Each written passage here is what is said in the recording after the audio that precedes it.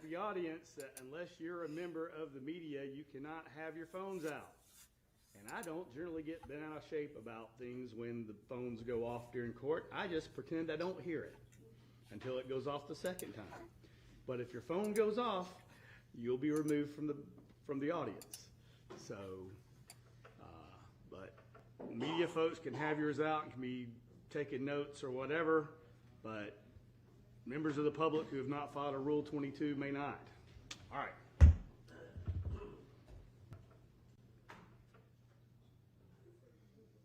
So make sure you have it on mute, and if you're not certain, or if you have some monitor like I do that will go off even if you have it on mute, turn it off. Well, I didn't put it back on after the other day, so I can do I can eat whatever I want at the moment.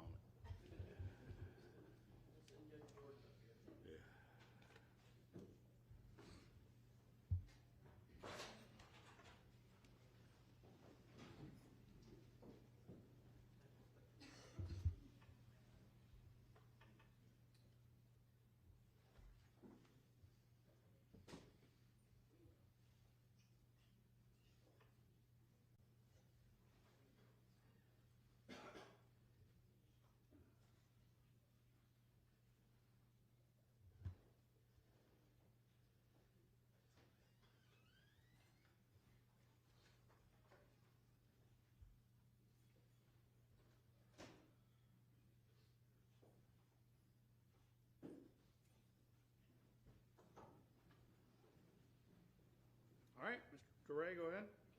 May it please the court, opposing counsel, ladies and gentlemen.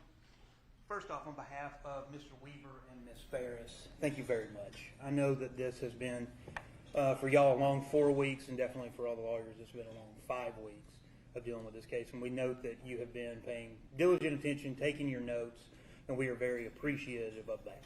And with that, and like I told you on October the 7th when I did my opening statement, you're getting on the Ferris wheel. And it is, in fact, this family is a soap opera. And I think through the testimony that you saw that. Now, first off, the indictment, Ms. Frankish went over the indictment with you, so I'll just touch on it briefly. Count 1, malice murder. Count 2, felony murder. Count 3, aggravated assault. Count 4, concealing the death. And count 5, making false statements. Now, this is just to point out, Ms. Frankish pointed out that, we're disingenuous if we don't just get up here and freely admit about count 5 making a false statement. So I'll just go ahead and give you a preview that Mr. Weaver is going to be coming up with. He does not have a PowerPoint. He's got 2 books and about 10 pieces of paper, and he's going to be specifically addressing that with you. But what I will be doing in mine is walking you through what the actual physical evidence was in the case, and we're actually going to start by walking through the front door of the Farris property. Now, first off, with reasonable doubt. Reasonable doubt is the doubt of a fair-minded, impartial juror honestly seeking the truth. Ms. Franklin said it to you. I said it to you in opening. The judge is going to say it to you again. Mr. Weaver is going to say it to you again. And Ms. Frankish was right. There is a stair step. I found that several years ago, and I have used it ever since, and I absolutely love it because it shows what reasonable doubt is. Because you're not finding this case and deciding this case based on reasonable doubt. It is beyond reasonable doubt. So it's a doubt that you can give a reason for. They have to go beyond that. They don't just get up to the reasonable doubt step and stop, because that's not guilty. They got to get up on that top step, beyond that doubt. And it is a long burden. Look at all the stairs, no evidence until a reasonable suspicion, probable cause, preponderance, clear and convincing, reasonable doubt, and then finally beyond reasonable doubt. They have not come even close to beyond reasonable doubt. The state has introduced a case to you and spent 4 weeks presenting evidence, and it is so full of holes, and we're going to go through all of those. Remember I told you about when John Luke and I were getting ready for this case, and he had kind of hit a wall that day. And he was like, I'm leaving. I'm done. Can't listen to any more interviews. There are so many hours and hours of interviews in this case. He was like, I'm leaving. And he went to the drugstore close to our office. And he was just talking to the clerk there. And she said, well, sometimes the greatest questions go unanswered. came back in rejuvenated the next day. And we're like, hey, we got a theory, because we do have a lot of unanswered questions. So what are just some of those? The questions that have no answers in this case. How about the easiest one? Where was Gary shot? All right, if you remember from that drawing from Dr. Gooding, and I'll show it later, he could have been shot here. But she also said he could have been shot here. They don't actually know where he was shot. They don't have an entrance wound. They don't have a wound pad. They don't have an exit wound. And in fact, and I'll go over it more later, Dr. Arden stated that the bullet is lodged in the soft tissue, never entered the body cavity. And that fact, that bullet that they found in the burn pile, there's no way that it would cause death. It would cause some bleeding. He said it could possibly bruise the lung. But in his medical opinion, it's impossible that that bullet caused the death. How was he put on the burn pile? This trial started out, it was a week of establishing the fact that they have a tractor. And there are now hundreds of photographs of a tractor and an RTV. But how did he get on there? And we'll go through what the tractor and the RTV shows. Where is the gun? No idea. How about where are the bullets? No idea. Scott's odd behavior, and I'll talk more about that shortly. How did Gary even die? And that ties into where Gary was shot. You heard Dr. Arden say that he would have to say that the manner of death is undetermined and that the cause of death is undetermined. And he said that because that was his medical opinion. And he was very clear in stating that I am saying this because I just do not have the facts. And I have not been given the facts. And the state hasn't shown me the facts to be able to make to a medical certainty of what the cause of death was and the manner of death was. And there are countless others. And we're going to be going through several. So, walking through the crime scene. This is the front door of the Farris home. You'll remember from talking, or from the testimony to that point in time, he was an investigator, now he works at the school. Shaw, you remember him. Shaw stated that he was brought back in, I don't think he can remember who told him to, but there was a blood droplet. I don't think my little pointer will work on the TV. But it's right there, kind of underneath the window in the middle of that hallway that there was a blood drop. A potential blood drop. But what ended up happening, that blood droplet was not collected or tested. And actually when they brought Agent Coffey out, or Agent Honey, they didn't even have her blue star it either. So there is a spot on the floor of unknown origin. And nobody knows actually what it is. Moving further into the house, into the dining room, and you'll remember if I am facing this photograph, the door to the stairs to go down to Gary's living quarters, it would be to the left. Agent Honey sprayed this entire area, if you'll remember from her testimony, in Blue Star. Nothing. Not a single drop of blood, except for when you turn and on that same rug. That's the rug there, and that's up toward what would be the left-hand corner of the rug. There's a single drop of what she said is possible blood because it reacted to the Blue Star. Wasn't collected, wasn't tested. I asked her, I asked Shaw, I asked Stewart, can you take that, can you cut it out? Can you swab it? Yes, yes. Have you ever done that before? Yes. Did they do it? No. They didn't do anything. They literally took a photograph of it and said, well, good enough. And you're going to hear a lot of that in this case. It all seems as a lot of good enough. And actually, they came in and they're sitting on the front there, which is perfect. Because a lot of them, if you heard us when we were questioning them, it's like, why didn't you do that? And what's the answer? I wasn't asked to. Well, when you're the government and you're investigating a murder, you should have some decency to actually take initiative in this case, especially if you're going to accuse a woman of murder. But they don't have any initiative. In fact, they had Kuykendall over there standing next to a tractor at 8 o'clock at night for no reason instead of actually investigating. They abandoned, and of course, Hayes ain't getting off the hook that easy, but that sheriff's office, they abandoned Hayes. They went out there and they investigated that crime scene, and they left, and then they just said, Hayes, you know what, you're the lead, it's on you. Figure it out. And just left it. That's why Pope had to go with him to Tennessee. He don't even work for the sheriff's office. He's an investigator with the fire department.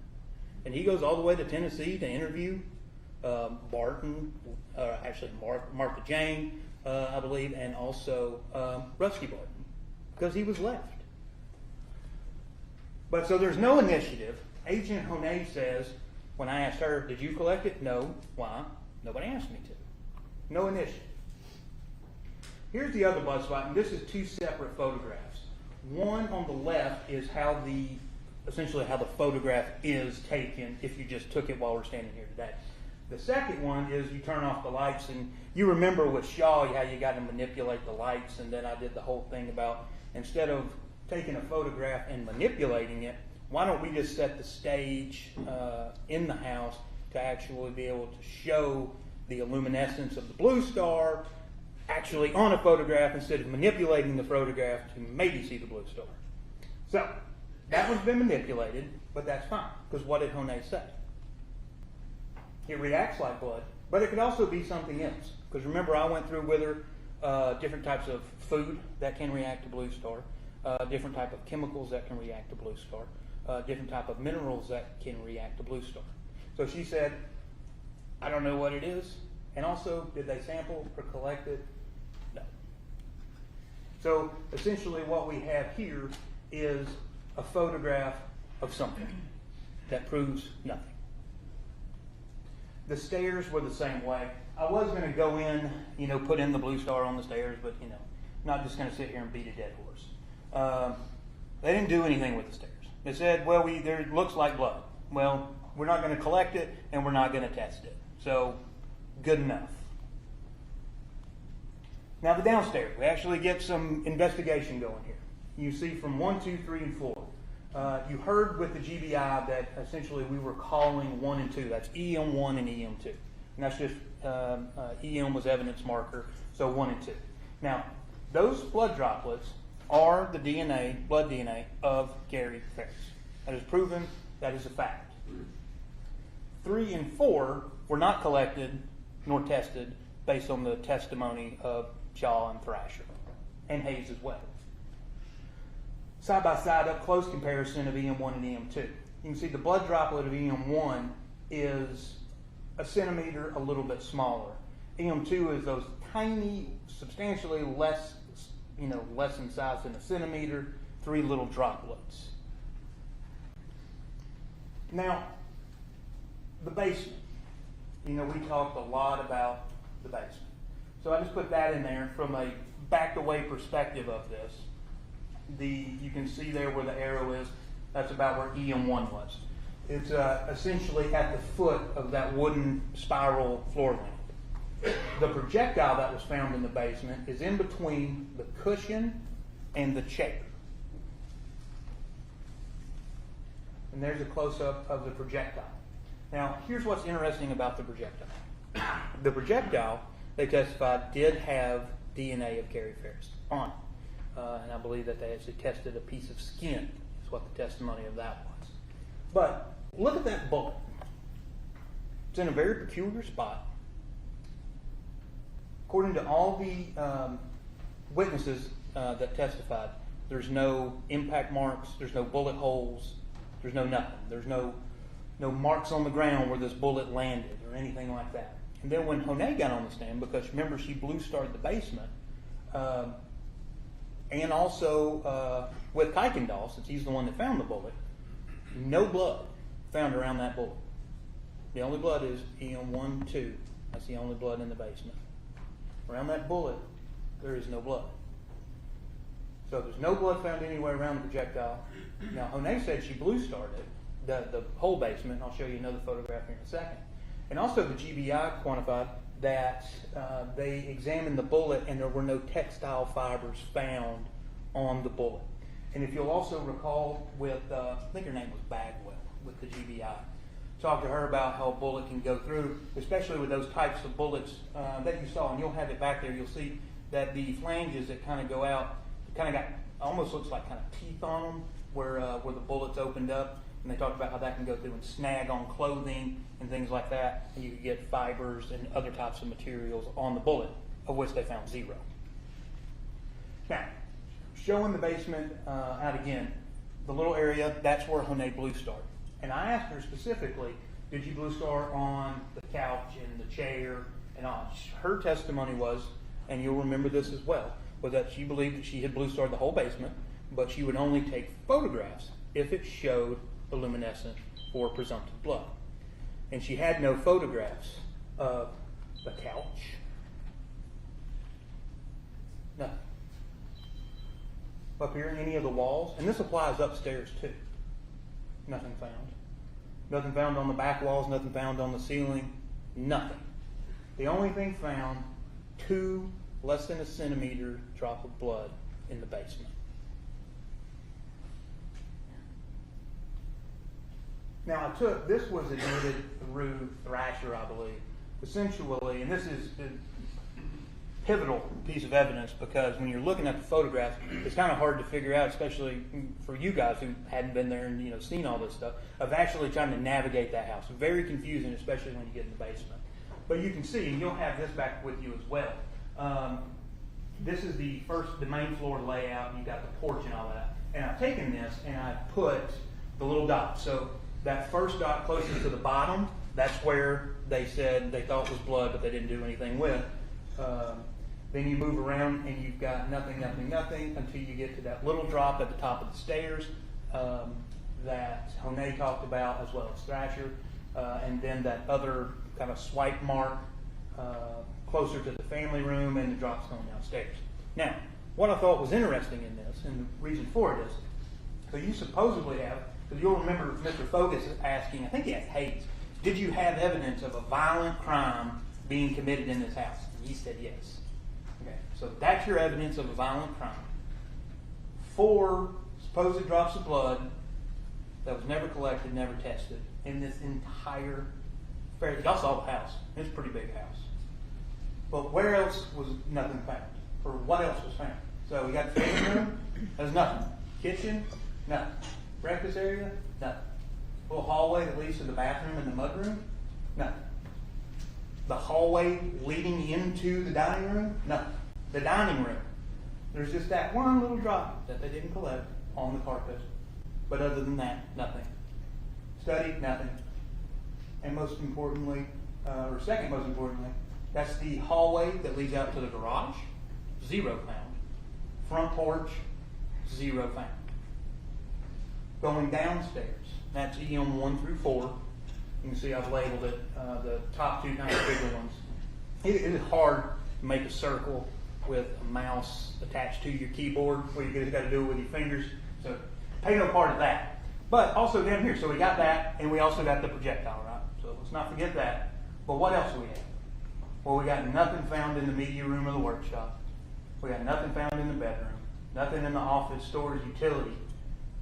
Nothing leading out of those sliding glass doors to the outside.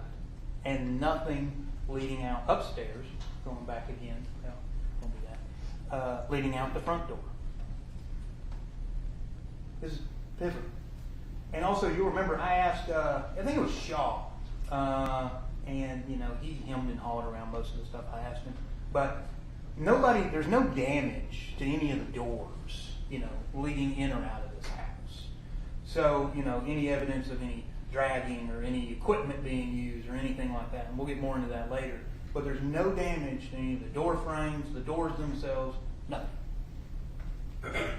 Now, this was, I think, aerial, one of them. And I put a little campfire, so that's my burn pile. All right, and that's a rough estimate of where it was. Y'all recall, y'all all walked down there.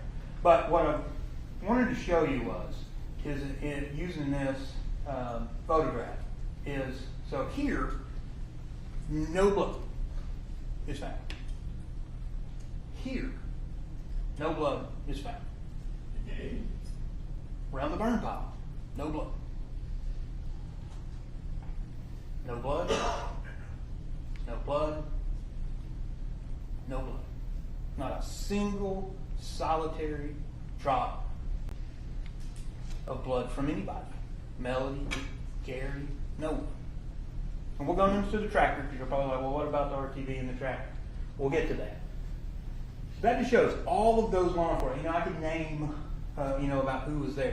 Hayes was there, Shaw was there, Thrasher was there, Eckhart was there, I think Hands was there, Ballard was there.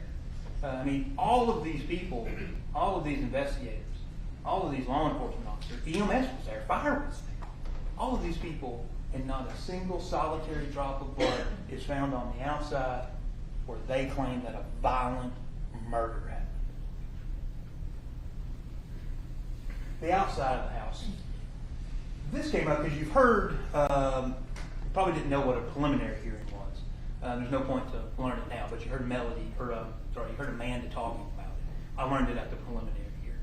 And one of this photograph became a big deal actually in the preliminary hearing, because you notice you can see the crime scene tapes. So that is actually taken on or around July 5th. And I know the grass is extremely different now than when you all went out there. That is actual, real, regular old grass. Not a single tire track, drag mark, none on that well-manicured grass, or the surrounding mulch, or anything else. In fact, well, there's the Kubota. We'll go on into that. So, we spent a whole day establishing tractors. So we got the tractor, and then we tested. Or actually, Cock and Jaw stood by with it for some reason. I think Stewart actually found the photograph on the left. That's the blood drop that was Gary's. That single, solitary, tiny little blood drop on the step. Because if you actually look at the tractor, there's no step on the, what would that be? If you're standing behind it on the right side, there's no step. So this is the left-hand side of the tractor, and that's all it is. Now the other photograph, that's the Blue Star photograph that Hayes and Shaw took when they actually took the tractor and the RTV over to the sheriff's office. And they said that this was, number one, it wasn't collected or tested, running theme we have here. But they said that was indicative of blood because it illuminated. But then, out of nowhere, y'all been here for 4 weeks, and then we call the chief deputy. I didn't know it was the chief deputy. Thought he was still a captain. Found out he's the chief deputy now. So he got promoted. Found out, why did you call in the GBI? And I was going to ask him that anyway because he was the head of CID, so he had to be the one to approve it. And what did he say? But our Blue Star expired. So there's now evidence that the Blue Star that they used in this investigation was actually expired, and that they believed that it was necessary at that point that they needed to call in the GBI to do Blue Star testing because they didn't have any that wasn't expired. Nobody told you a single word about that, and all of the testimony about Blue Star by the sheriff's office until Pinion came and said, no, I called in the GBI because we didn't have any that was good. Not that it matters anyway, because yet again, not collected or tested. Now, the bucket. No blood, no DNA, zero evidence whatsoever. There is nothing that indicates that tractor was used to move Gary Farris's body at any point in time other than a tiny drop of blood on the stairs, and there's plenty of evidence that Gary used the tractor. In fact, it was his tractor. He can use it if he wanted to. And there's a tiny drop of blood on it. But where we're talking about a murder, we're talking about moving a 6'5", 300-pound man, we got to have a way to do it. Use the tractor. Nothing. Somebody that the state says was shot 2 or more times, and there's not a single drop, not blood, not skin, not sweat, not hair, nothing found in the bucket of the tractor. Also, the back. I was just thinking last night while I was putting this together that maybe they tied a rope around it, and we'll get into ropes and stuff later. But on the back of the tractor, nothing. Blood, actually no blood, suspected blood, or DNA, or any evidence whatsoever on the back of the tractor. So the front has nothing, the back has nothing. Now the RTV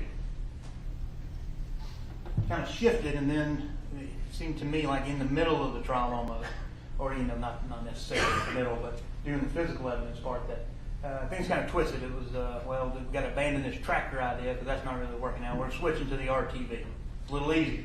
So, of course, we got a Blue Star tested too. But there was, Melody's blood was found in the GBI testified to this on the L2 shifter. There was no other blood or other DNA found on the RTV. Now, here's what's interesting though. L2 shifter, that's how it's labeled. You'll have a copy of the GBI report back there with you. That's what they call it. Problem is there's zero evidence or photographs of it, of the interior of the RTV, and nobody testified what the L2 shifter is or does. We have no idea. I don't know if that's what makes it go front and back. No clue. It's just called the L2 shifter. Now here's the Blue Star, yet again expired, on the RTV. So it is very hard to see, but so I'll put the circles around it. So that is on the, we'll go with the left side first. That's on the, looks like the driver's side of the Kubota. Those little drops, they said that was presumptive of blood. Then on the back, where that indention is on the left-hand side, there was a little blood there, or what they thought was blood. Now, and keeping the theme of this case rolling, not collected, not tested, not sent to the crime lab. Also, remember, because I asked, who would that have been? That would have been Shaw. I asked Shaw specifically. That tractor and that RTV, what'd y'all do with that Blue Star? And he was like, we hosed it down, the whole thing. Remember, we got a violent crime, a violent murder. The state's trying to say that this was potentially used to transport a 6'5", 300-pound man. Where there is absolutely no DNA based on the Blue Star, and actually their own physical examination of the RTV is actually in the bed of it. Nothing. And also the Blue Star was expired. Now, this just occurred to me just out of other reasons. I just wanted to go because people were just, you never know what a jury's going to think and what other people think. So you just try to cover all your bases. So thought about, maybe they used a winch to get Gary out of the house or something. But there's no evidence of a winch at the house. There's no evidence of a winch on the RTV. Four-wheelers, well, I ain't got a four-wheeler. Got an RTV that's got no evidence on it. No evidence of any ropes, cables, straps, sheets, tarps, horses hauling, dollies hauling.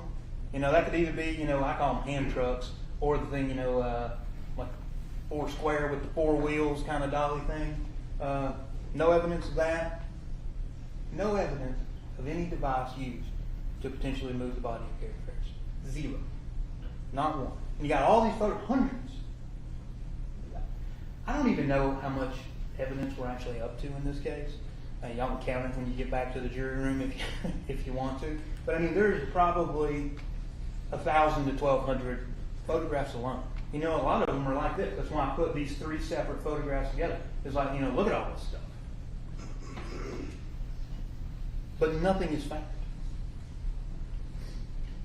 Now the house, I wanted to show you with that because of that. So, we've got none of these things to move the body. And then yet again on the outside, no drag marks at all. All across that grass. Y'all saw the leaves, how the, underneath the tree canopy there, how it is. So you can see that if you were dragging a 300-pound man down that hill, it's fairly steep, that there would be some evidence. And there's not. There's zero. Now Melody's shirt, I just want to show you this. John Luke put this into evidence. And I'm just going to put gloves on to touch it because things get a little nasty when they've been in an evidence bag for 6 years. So, and we didn't do it with the GBI, who actually did the test of the blood. But when you look, because I asked Shaw photographs, y'all have those photographs back. When you look at this, you remember, there's the front of it. Shaw was saying there was blood down here or here. That's where he was saying there was blood. but where there was actual blood found, way up here. He didn't point that out. That's where the GBI actually took the cutting of the shirt and found blood. And whose blood was it? That was Melody's blood. Now, they called the other lady with the GBI, who said that she tried to run what was called a true allele test. And all true allele is just a computer program that can potentially try to separate two different types of DNA. And it couldn't do it. It just said that there was Melody's DNA and there might be the DNA of somebody else of unknown origin and unknown type. So we just don't know what it is. So it didn't work. So you got Melody's blood on her own shirt, and you also got a pair of shoes, what John was also put in. There was a single drop of blood on Melody's shoe. And yet again, this is Melody's own shoe. Now, why is that kind of important for me? It goes to show the quality of the investigation. Because why take those things, send them off to be tested, if you're not going to do the basic thing? Hayes never asked, and we have no evidence of, did Melody wear the red shirt on the 3rd, 4th, or 5th? We know she didn't wear it on the 5th because she's photographed her on the trail cam. So we don't know. No evidence she even had the shirt on. We don't even know. You know, Hayes said he found it in the closet. Remember, we kept asking people where you found the shirt, where did you find the shirt? No, it did. He just said I found it in the closet. We don't know. Was it hanging up? Was it in the dirty clothes? Was it laying on the floor? No idea. But again, there's a shoe, Melody's blood. So, going back to no evidence on the 3rd or 4th that she had those things on. I mean, it's her own clothes with her own blood on it. And there is evidence, remember, because she broke the plate, and that she actually had a cut on her finger. That's in evidence. So, there you go. But they didn't take that initiative that you have to when you're investigating somebody for murder. Take the initiative to say, hey, this shirt's got blood on it. When's the last time you wore it? You know, let's document where we found it. Let's take photographs of it before we pick it up. Let's do those simple tasks. But they don't have the initiative. Shoes, who knows? I don't know when the last time she wore one. Put this in. You'll have it back there. I tried to cut and paste using paint. Didn't come out too good. But I just know what it says. These are the blue shoes and the T-shirt saying that is the blood of Melody Farris. You know, fine. It's her own clothing. It's her own blood. Anchored, fingers cut. We don't even know when she had it on. Also, they sent off some towels, if you recall. Very limited testimony regarding these towels, but they sent off, it looks like 26 was the package, so A, B, C, D, E, F, sent off 6 things. 1 white towel, 5 white washcloths. 2 of those, or all of them, it looks like A and E didn't pass the test. It says 2 presumptive tests for blood did not produce the same result. And the GBI testified that basically they did a preliminary test on it, and they do it twice, and it gave different results. So they said, well, at that point in time, we can't tell you that's blood, so we're just not going to test it anymore. The other items that they sent down there were negative for blood. Now the barn. The bane of my existence. That nothing was really done in the barn, other than Lieutenant Stewart. And you know, I kind of feel bad for him, kind of like I do Hayes sometimes. He just got told to go out there, but to his own fault, he didn't take any initiative. And yet again, when you're investigating a murder, you got to have some initiative. Because he took photos, wasn't asking about Blue Star, all that. He said, I wasn't asked to do it.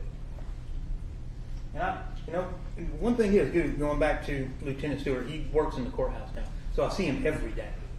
And, I was even talking to him this morning. But at the end of the day, it's like, you got to do your job. Whether or not I like you. Lindsay and Allison over there, every day. Talk to them almost every day. See them every day. Most of the deputies in this courthouse. But I tell them the same thing. If you're going to charge my client with murder, then you better take some initiative and actually investigate. So the barn.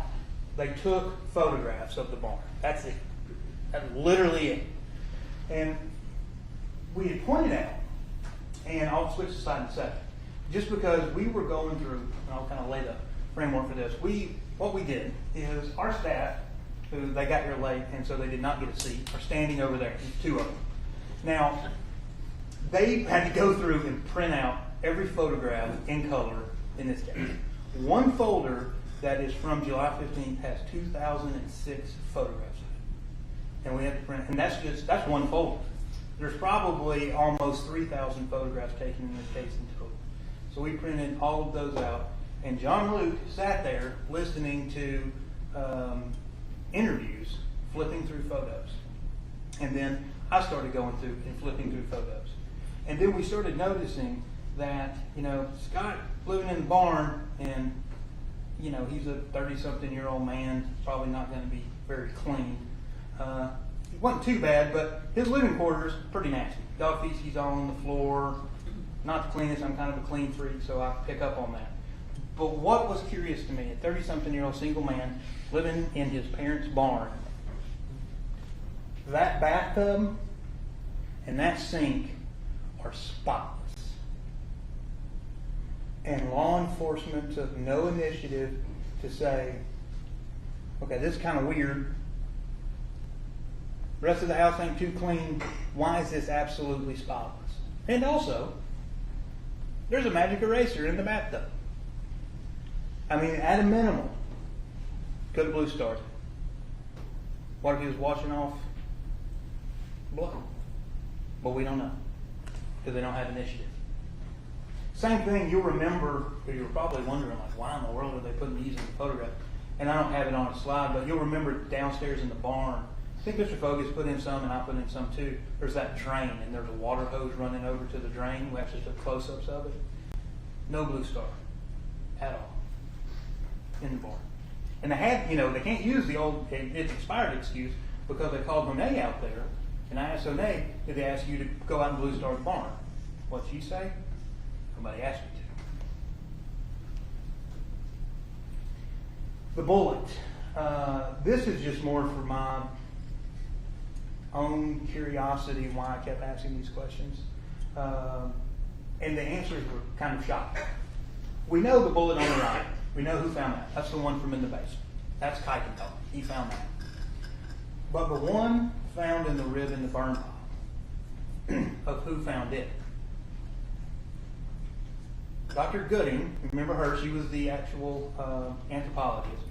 She said she found it. Now, before she testified, Detective Westbrook testified. If you remember him, kind of the bigger man with the beard that we put in the photographs of Melody's car. He said he found it. Sally Sims, the coroner, who made herself a witness in the case somehow, she said she found it. And then everybody's favorite investigator, Shaw, he claimed he found it. It's just puzzling as to, what is supposedly a critical piece of evidence in this case. And you've got 4 of your own witnesses being the person who claimed to find it. I mean, that is simple. That's really the easiest thing you could have done. Because who saw it first? Documented, located bullet, rib, done. But they got 4 people saying that they're the one that found it. Just doesn't make any sense. Like a lot of things. This is the GBI, the ballistics report, saying that it was a 38 bullet as found in the basement. And you'll see the way they differentiate it.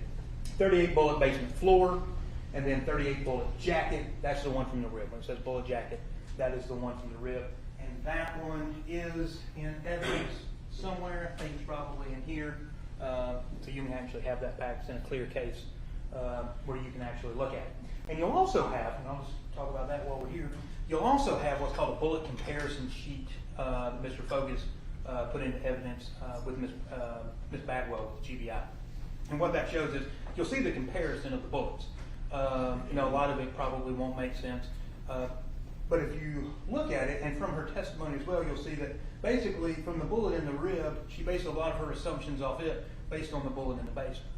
So the bullet in the rib is burned up, and I said, how can you tell what kind of bullet it is? And she says, well, I'm making the assumption that since the bullet in the basement is a Hornady brand, according to her testimony, I'm just making the assumption that the bullet in the rib is a Hornady as well. And I would say assumptions isn't reasonable doubt.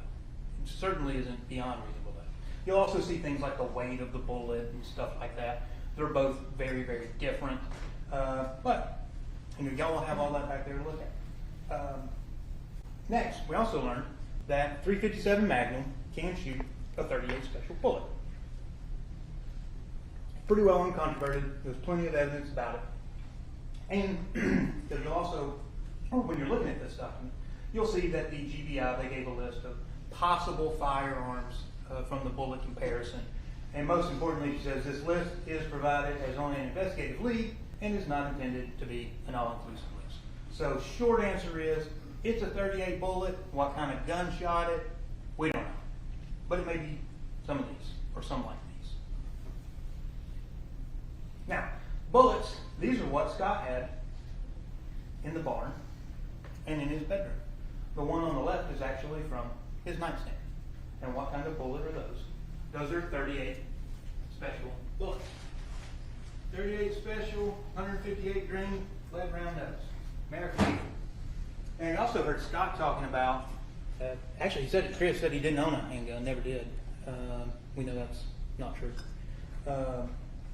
But he's got this many 38 bullets in his immediate realm, so to speak. That's a lot of 38 bullets for somebody that doesn't have the ability to shoot a 38 bullet. But he did, because we know from his own testimony, he had a 357 Magnum. Now he claims it was stolen, and we'll get into that in just a few minutes. But, so that's a lot of bullets for somebody that ain't got a gun. Now what did he say? Well, somebody bought those over. Who? No idea. When? No idea. I mean, bullets fairly expensive. I'm not going over to somebody's house and leaving my box of bullets. Yet again, just doesn't make sense. Missing 357. And I call this, you saw that next slide, the magic gun. We'll get into it, but I want to talk just real quick about Scott's missing 357. So, John Luke had introduced these with Scott, and it was Scott Defense 97 through 100. And you heard John Luke questioning him about where was your gun stolen, and all that. He said it was down in Columbus when he lived down there. House got broken into, remember? Guns missing. They called law enforcement. So, all right, we got a stolen gun. Your gun gets stolen. You obviously report it because, I don't want my gun being used in a crime coming back on me years later or days later or whatever. So, he claims to have reported it. So, we asked the Muskogee County Sheriff's Office, give us all records. I believe it was between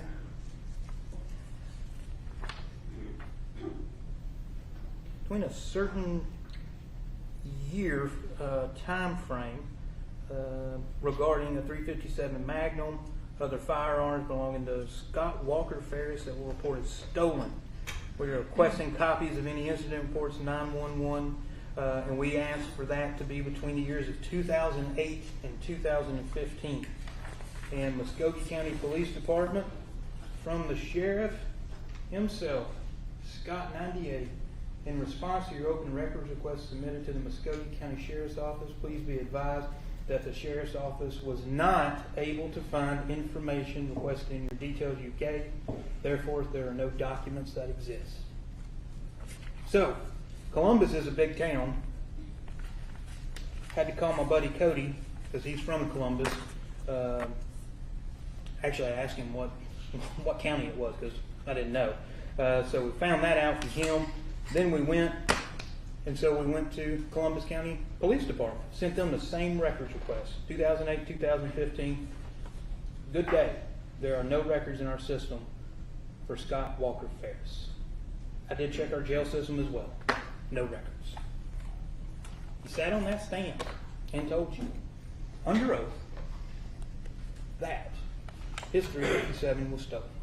So what is more likely? That his 357 was never stolen, or that two law enforcement agencies lost the records of a stolen gun and a burglary that he claims to have happened? Now the magic gun. This, I have been on this case longer than anybody. Longer than all. I've outlasted every prosecutor. I don't even know what number I'm up to now. I've been on it longer than John. The only person who has been involved in this case longer than me is Hayes and Miss Farris, and then me. And this has infuriated me from the get-go.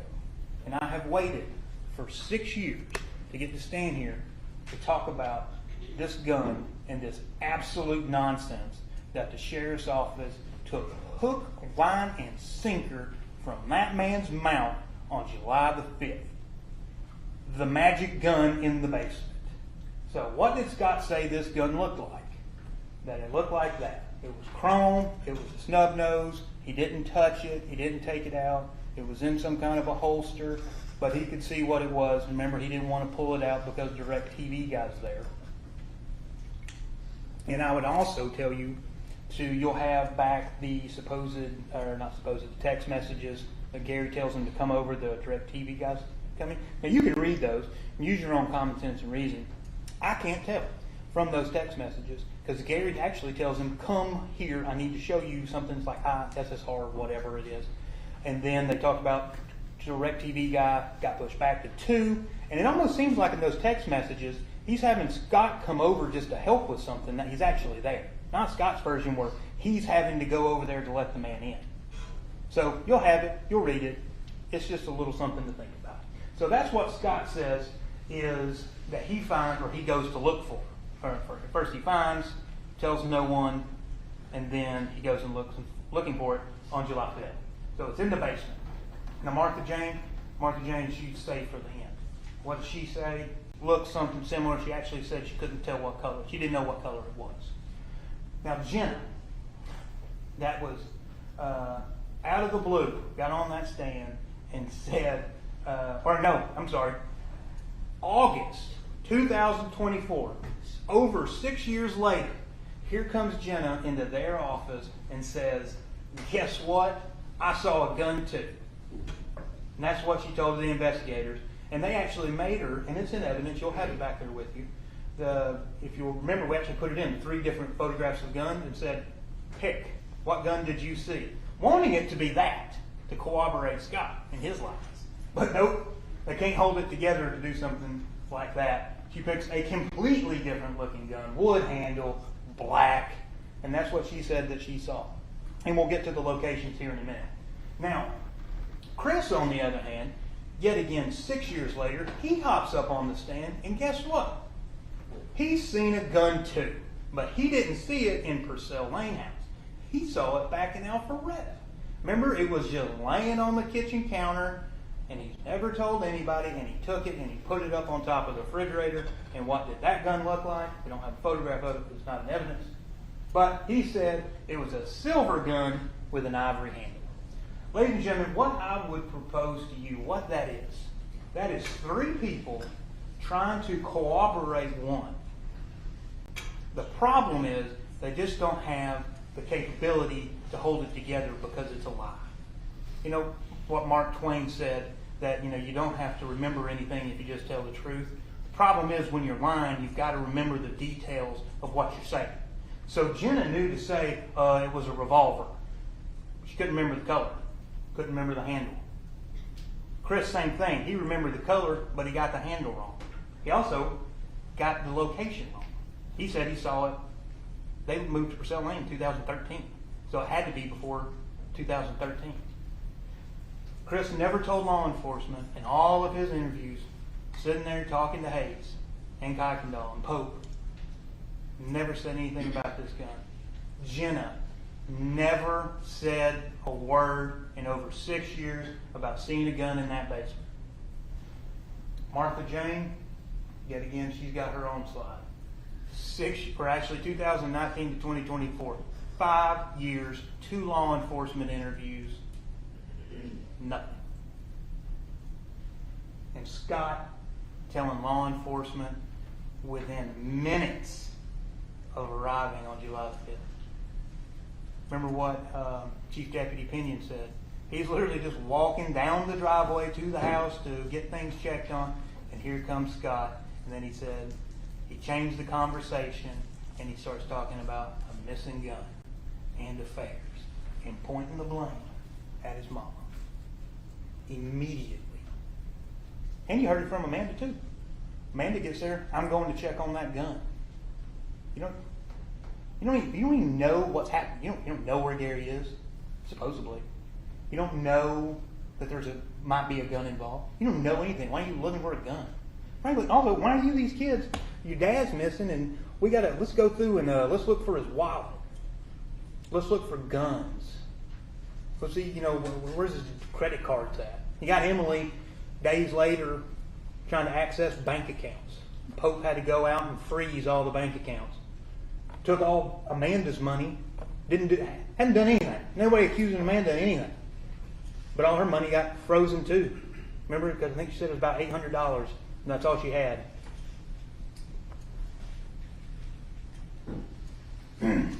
Now, yet again, when you're operating under a lie, so you got to remember where things are. Scott said in the left-hand photograph, that's where the gun is. That's where he saw it, was the DirecTV.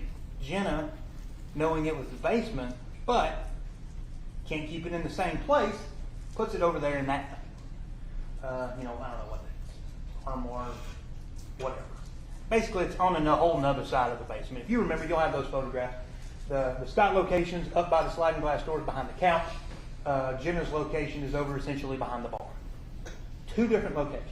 Now, here is my whole point of law enforcement buying this whole magic gun theory from the get-go. Oh, and also, Scott saying it was a snub nose. What does every human being that knows anything about a gun think when you hear snub nose?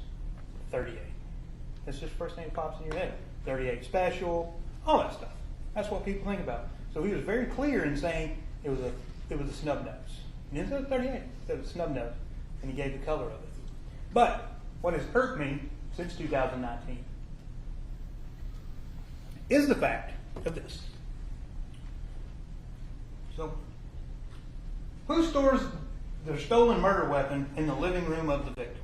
So let's see what they're wanting you to believe, because Ms. Frankish talked about, they're going to meet their burden, and I'm going to send you down rabbit holes and get you not thinking clearly about the evidence. This is their evidence, right?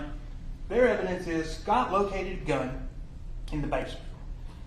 That gun is corroborated by Martha Jane saying that her gun was stolen, right? Because they're similar in the slide I just showed you. So they're similar. All right. Now, what intelligent human being, if you're planning to commit a murder, stores your murdering weapon in the living quarters of your victim? That is the most asinine thing I have ever heard. If I'm going to murder someone or shoot someone, I'm going to keep my gun close to me, in my part of the house, in my purse, in my pocket, in my car.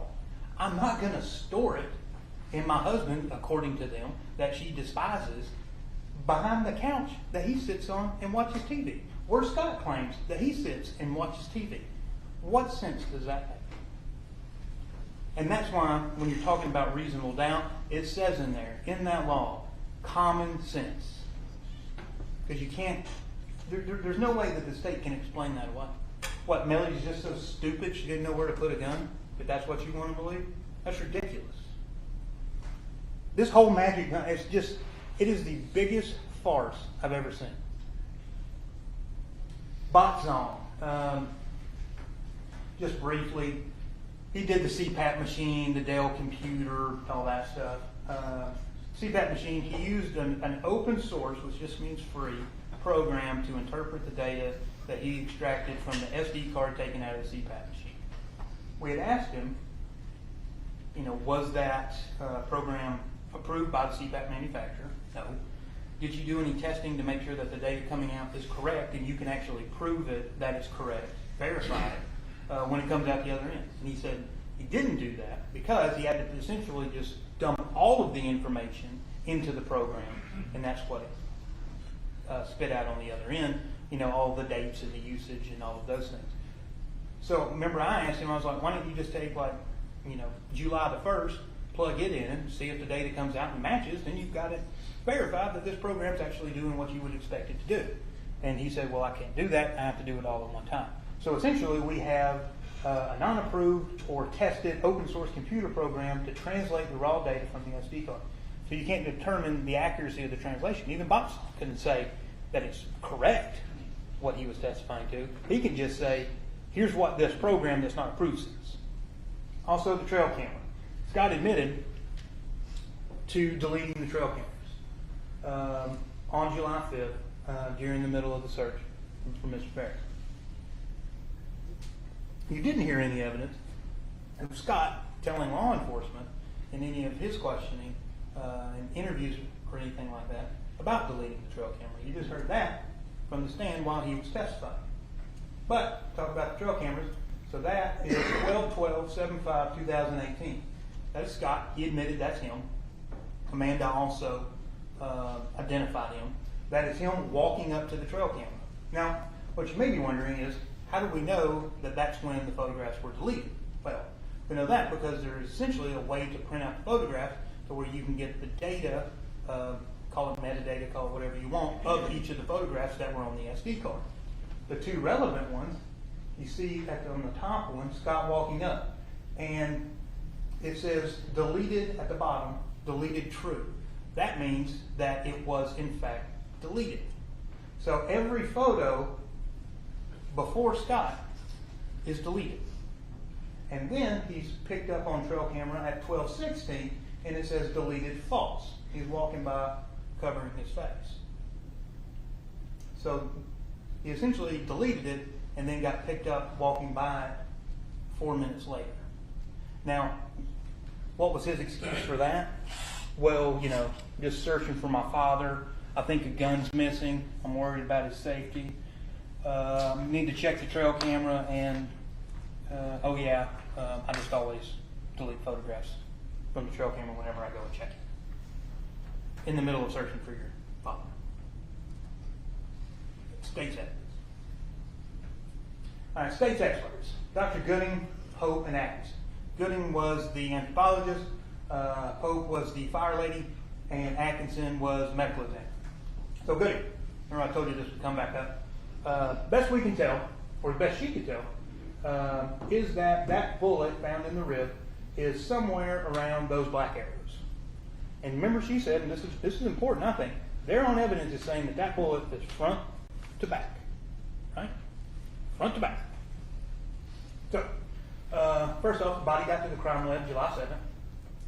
Claims of projectiles on the inside of the rib. So, remember as Dr. Arden explained to you, bullet's going. Their expert says that bullet is front to back. That is her expert opinion.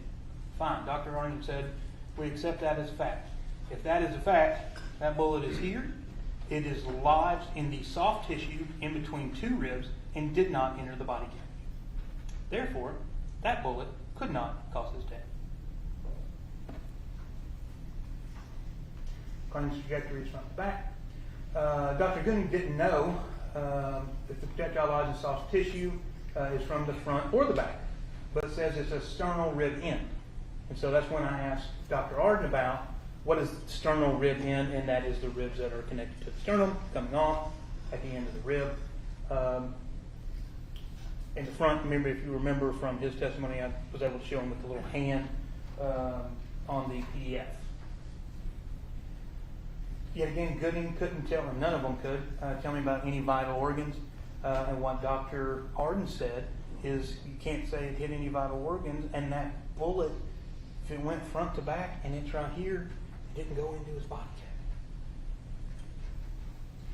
Also, most importantly, Dr. Gooding found no damage to any bones by projectile or otherwise.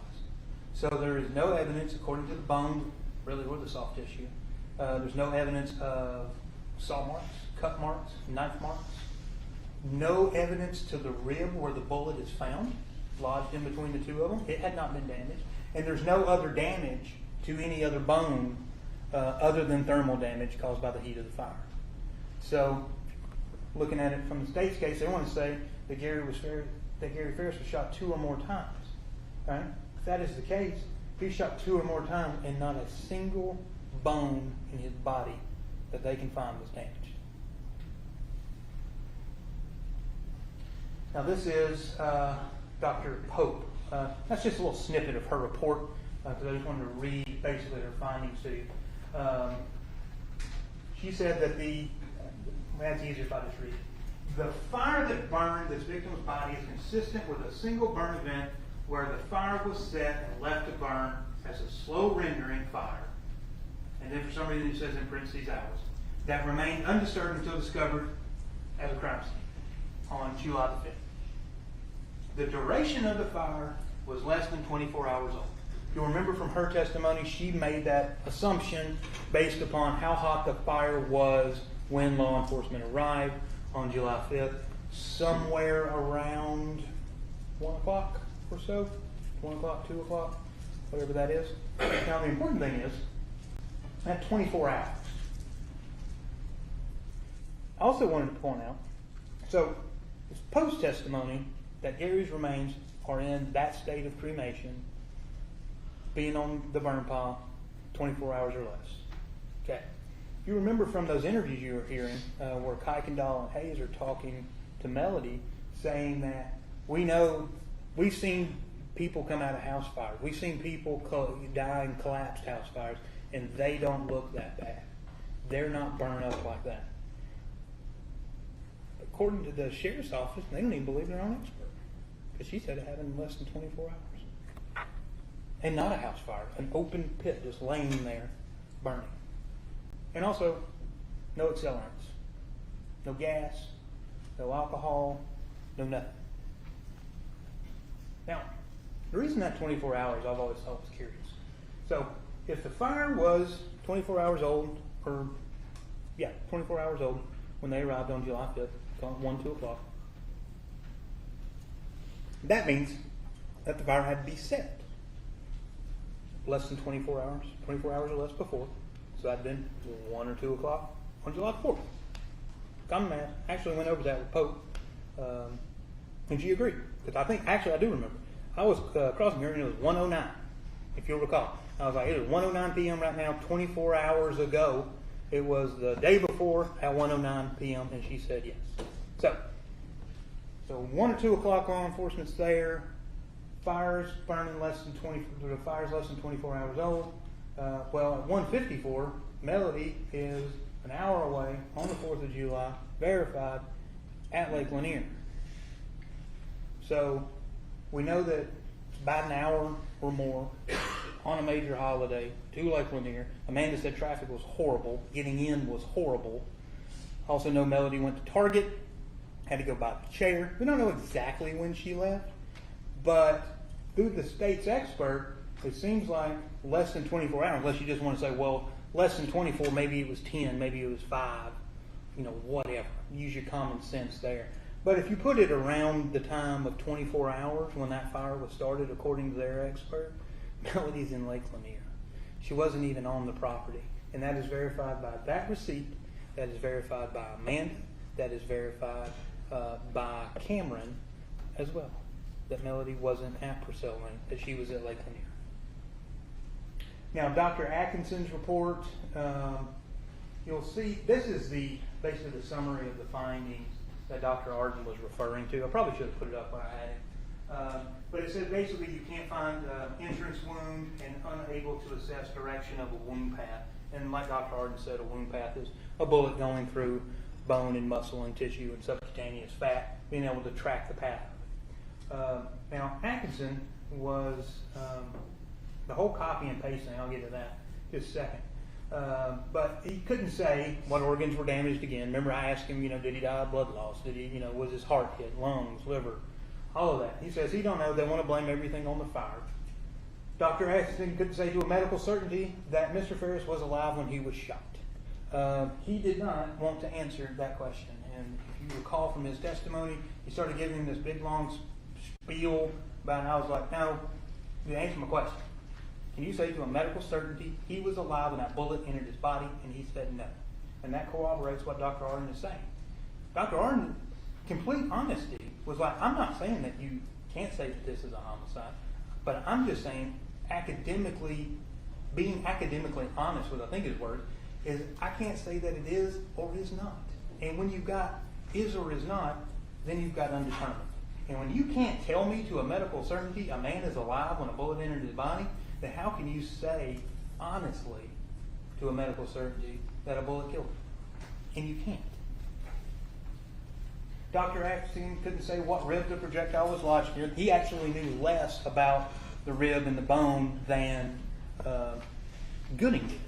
And the reason why is because he just copied, and he admitted to it, he copied Gooding's findings directly from cut and paste, directly from his report, her report, into his report. He never went out to that scene. He's putting things in this man's autopsy, talking about it was found on a burn pile, and here's what we did, and all of these things, saying that these things are factually true. But he didn't go there. He didn't do any of those things. He's basically taken somebody else's work, hadn't proven that he's actually, verified it, other than just who she is, and just said, this is true and correct. I'm going to say it's a homicide. Dr. Hard, I've talked about it so much. Remember, he just said, look, I think actually what he said was, I'm not going to say it's crazy, to say that y'all have listed this as a homicide. I'm just saying, y'all haven't showed me, excuse me, y'all haven't showed me, and he had everything, he went over all the reports and everything, y'all haven't showed me to where I can agree with you to a medical certainty. He's like, I'm not going out there, I'm not putting myself out on that limb. Dr. Atkinson, he wants to put himself out there on that limb, be my guest. But Dr. Arden was not willing to do that. And you heard, I think he said, 3,000 autopsies that he had performed, been a medical examiner for 40 years, still practicing, got his own consulting business, all of these things. He's got all the credentials, in the world. And he's saying, no, I'm not going to go out on that limb based on these facts. And that in and of itself is reasonable doubt. Other witnesses. Ms. Frankish wanted to talk a lot about Addison and the text message to Melody, because that means that on July 3rd, Melody was planning on killing Gary. There's absolutely zero evidence of that. There's no text message, phone call, search histories, where there was any planning or preparation on July the 3rd. In fact, you'll recall Addison and Chris come out to the house. They come out to the house on the 3rd. She had just landed. Addison actually says they left, and then sometime later she texted Melody. And Melody didn't say, no, you can't spend the night. She said, how about tomorrow? And in fact, she did spend the night the next day with Cameron. But also with Addison, and the whole reason I called Cameron, y'all are probably like, this kid don't know nothing. But she did prove one thing. Addison, who is Chris's daughter, who was interviewed a year later, who testified that she's only hadn't had any contact with Melody, but had contact with Chris essentially through her mother, because that's how she had learned about the death and all of those things. But she made it seem like when they got out to Melody's house that Melody was not wanting them to go outside, didn't let them go outside, making them go get a bath way too early. You saw the text messages. It's 8:30 when she tells them to take a bath. They sneak out of the house, go get in the hot tub. Now, what's important, what Cameron actually establishes is Melody wasn't acting weird. Melody wasn't restricting them to go outside. That they went up to the barn. They went and looked at the horses. They went and saw the animals. They looked for Gary, and both of them confirmed they were down in that basement, and they didn't see any blood or any bullet. Nobody did. Nobody did on the 4th or the 5th. Anybody that was in and out of that house. Oddly enough, the last person, best you can tell, is the last person to come out of that basement is Scott before law enforcement gets there, looking for his magic gun that nobody's ever found and that nobody's seen. He's the last person to come out of that basement. And then the bullet is found. Chief Deputy Pinion, we've already talked about him. Him and Scott, he's just trying to see what's going on, and he's got Scott in minutes throwing Melody under the bus. John Lambert, that was really just to show the weird dichotomy, because Scott and Chris and Emily wanted to get on the stand, or did get on the stand, and basically say, oh, Daddy dearest, I loved him so much, I miss him, I can't believe this. While at the same time, you got Chris robbing him blind, him actually saying he was stealing, him admitting that he had used his bank accounts because he had the account numbers and all that, which is illegal, and he was doing it without Gary's permission. Gary actually texted him and said, "Your stealing has got to stop." Scott texted Melody saying, "Is he gone?" wanting to know if Gary was gone so he didn't have to do anything anymore. Those aren't the text messages of somebody who, you truly love this man. No, that was just their bank. And he was getting ready to cut them off. So Lambert, that weird interaction, he said, it wasn't fisticuffs like Mr. Focus likes to say. It didn't rise to that level, but he said it was just weird. And then Scott making the statement, "Can't wait till you're gone so I can get this," or something to that effect. That's weird. That's not the statement of somebody if you love your father. Dave Thomas, yet again, showing Scott's aggression. With a whole, Miss Frankish, she got up here in her opening and was saying, well, Scott's dad was dead and he had a right to be upset. And then she said, his trailer.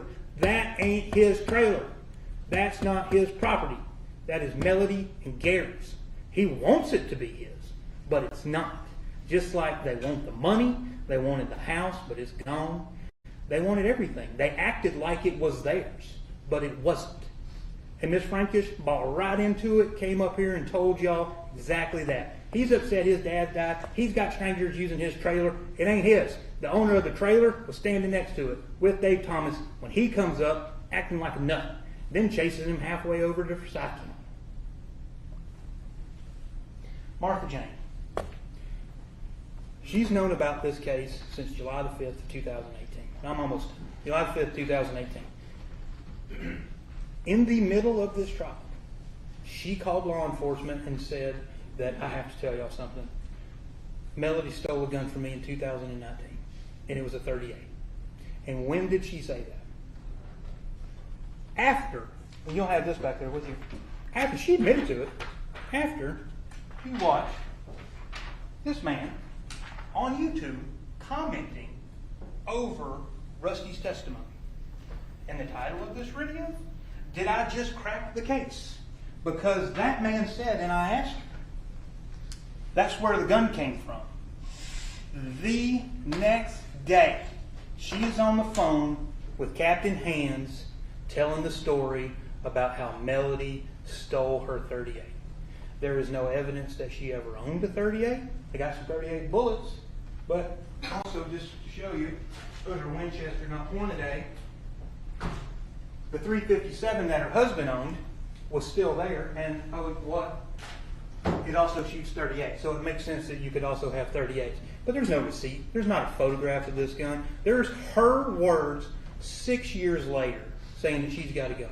Now, she sat on the stand and said, well, law enforcement never asked me about no guns.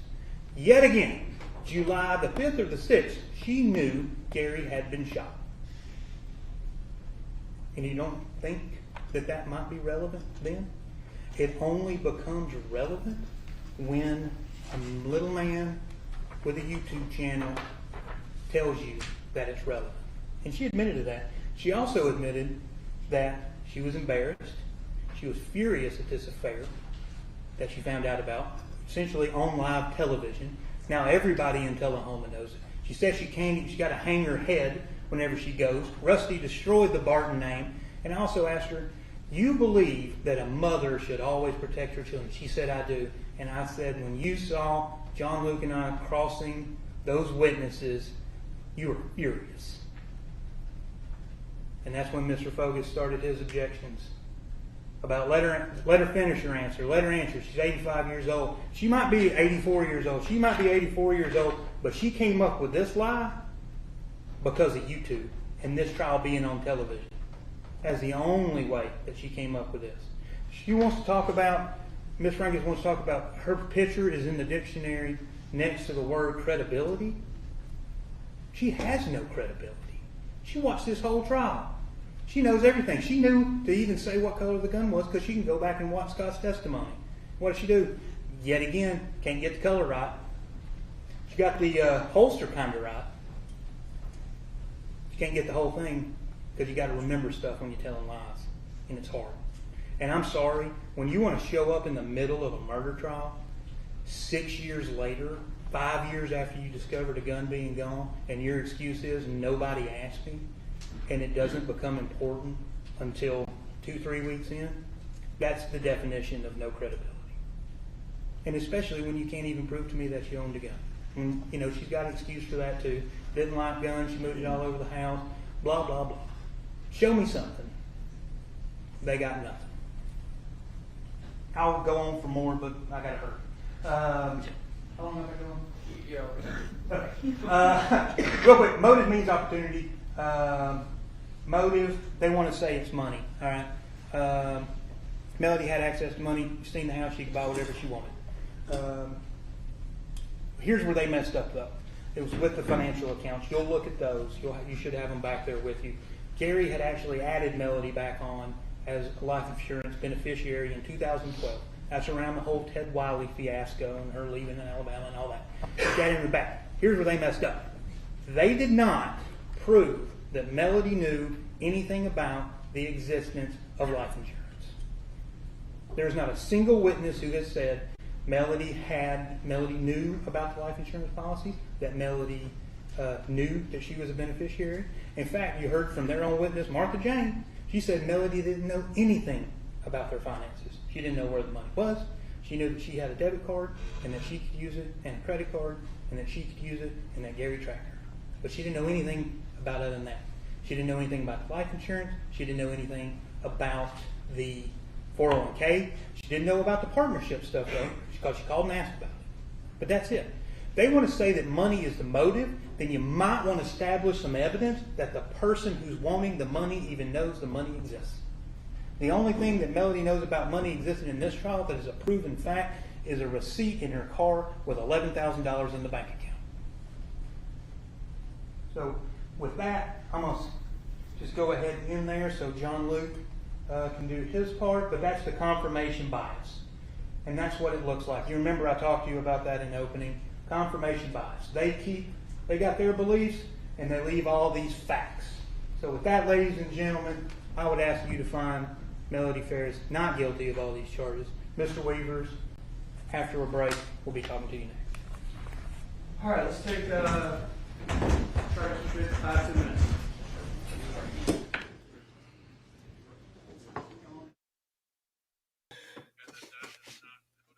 All right, guys. So, wow.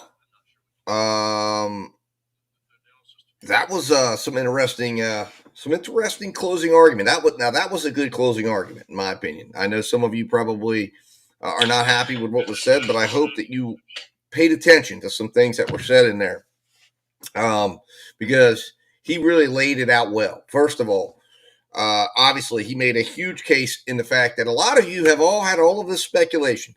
We've got horses, we've got ropes, we've got RTVs,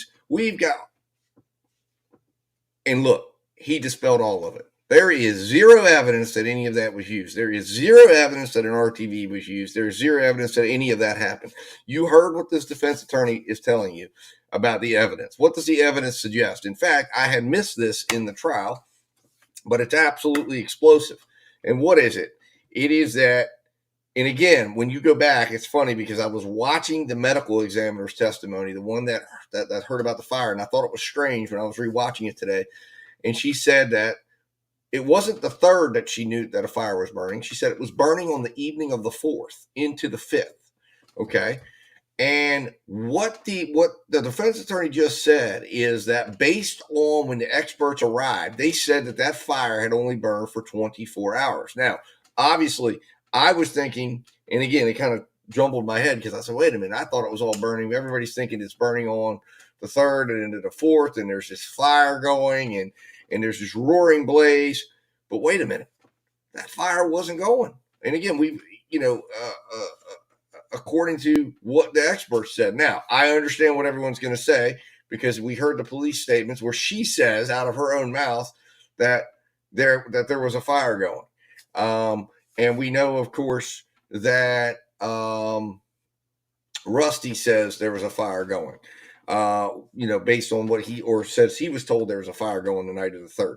Again, everyone has assumed there was a fire going the night of the 3rd, but according to the defense attorney, and I have to go back now and find that testimony, the experts, by the state's own experts, that fire was only burning for 24 hours from when they found the body, which means what the suggestion here is the possibility here that Gary was shot at the barn. Again, this is what the confrontation on cross-examination was with Scott. He was shot in the barn. The body may have been kept down in the barn or kept somewhere not disposed of yet. And then Scott comes back to the house when no one is there, and he begins the burn pile, and he starts burning, and he burns Gary's body up before Melody even arrives back at the house with the granddaughters, which would explain why, possibly here in this case, the defense has given the jury a route to say, listen, she may never have even known that there was anything. Again, people have said, well, if she was involved in this, that for her, she leaves the house, Big Daddy's down wherever he's at. It's not unusual for her. She's going to decide to go out. Now, of course, we all know there was something happening at that house. I mean, this is where I think it's strange because, the cell phone activities that were an outlier. We know she's talking to Rusty all night. But I'm saying, according to the experts, that fire couldn't have been burning for more than 24 hours. That's what the defense just laid out here. So by that token of that testimony, that would mean that Melody wasn't at the house when the fire was started. She was at Lake Lanier or Lanier or however you pronounce it. So, or at the ocean. That's crazy. If that's the case, she was somewhere totally different when this fire would have been started, and the only person that would have been on premises would have been Scott. On top of that, the other, I think, damning evidence against Scott, and this is the thing that I think everybody really needs to pay attention to. If you want some damning evidence, if you want smoking gun, the 38 bullets are found in his apartment. No 357 Magnum. We know he owned a 357 Magnum by his own admission, but it's missing. I mean, I don't know how to connect things. You have a 38 special found in his father's ribcage. You have a 38 special slug found on the floor of the basement. No evidence that any shooting occurred there. Okay, I'll walk you through this. Then you have Scott, who has a 357 Magnum, which shoots a 38 special, which he claims he didn't know, even though he's an owner of a 357 Magnum with 38 special bullets in his apartment. Okay. And then the person who within minutes, when he's going up, first of all, he demands to call 911. Secondly, he's meeting the police officers at the top of the hill, and within the first few minutes that they're on the scene, he's telling them about a missing gun when his father's in a burn pit. And there's no indication that there was ever any gun used, that there was ever a shooting. His father is in a burn pit. Why the hell would you think there was any need to tell anyone about a missing gun at that moment? And then, of course, he goes running inside, as per both of his brothers and sisters' testimonies. He's inside claiming to look for this missing gun. He goes into the house, and what do they find? Lo and behold, this 22 special, or this 38 special bullet casing, or whatever, spent bullet, spent shell. It has Gary's DNA, but not blood on it. So it doesn't indicate it ever went through Gary's. And clearly he was shooting guns on the property. So what that would be is, again, he's starting to, everyone's here saying, oh, Melody was trying to set up her son. No, it sounds like Scott, the only person trying to set someone up or direct suspicion to somebody was Scott. And it's about something he shouldn't have known at that moment. If Scott was on trial, every one of you would be hanging your hat on that. How did he know? The prosecutor would be hanging their hat on that. On top of that, and again, this is a good quote here to start this section with. Acting like she has no financial incentive is crazy. Well, here's the thing, Tiffany. What they're saying is she had no idea she was on his life insurance policy. As far as she knew, she wasn't on anything at all. That's the point. I said that earlier.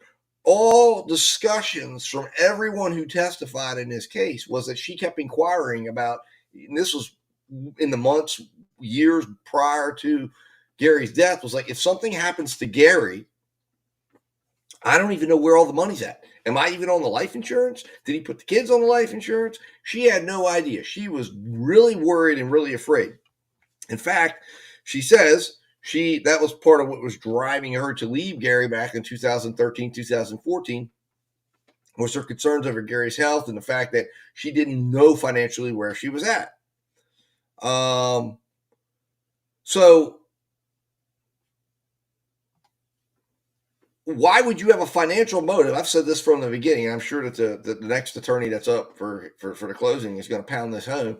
Is she loses everything. You for her to shoot Gary for money is stupid, because even if she was getting life insurance money, okay, it wasn't going to be enough money to maintain the life that they were living. He was making and bringing home $40,000 to $50,000 a month. Okay, that's nearly $600,000 a year that was required for them to maintain their lifestyle. Let's say she gets $1 million. How long will that last them? How long will that last her with her appetite for big spending? She needed big bucks Gary in order to be able to,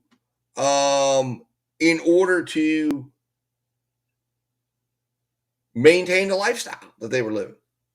So it's crazy to think that she's going to plot and kill Gary for money. And that's nuts. That's just nuts.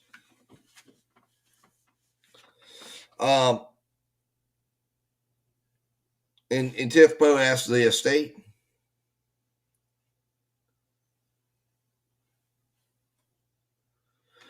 and no question she juiced her. She didn't have any right to it, but she didn't steal. See, here's the thing, though. She didn't steal $50K. This is what the attorneys were making the point of. It's marital property. She had every right to take the $50K. Any money in a bank account between two married people. Now, you might say, well, that's not right. That's something for them to vet out and determine among themselves. Anyways, looks like they're back. Let's jump back into the courtroom and let's start, get ready for round 2 of the defense.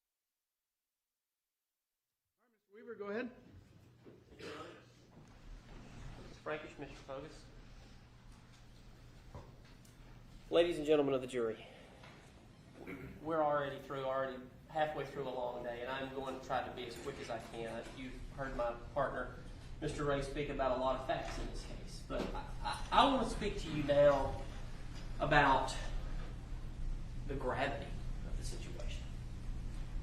What we're here and what we're asking you to do and why we're asking you to do it. You are a jury, and you're well aware of that. And I think Michael mentioned my books, and this is a book I got on my first day of law school. It's the Constitution of the United States of America.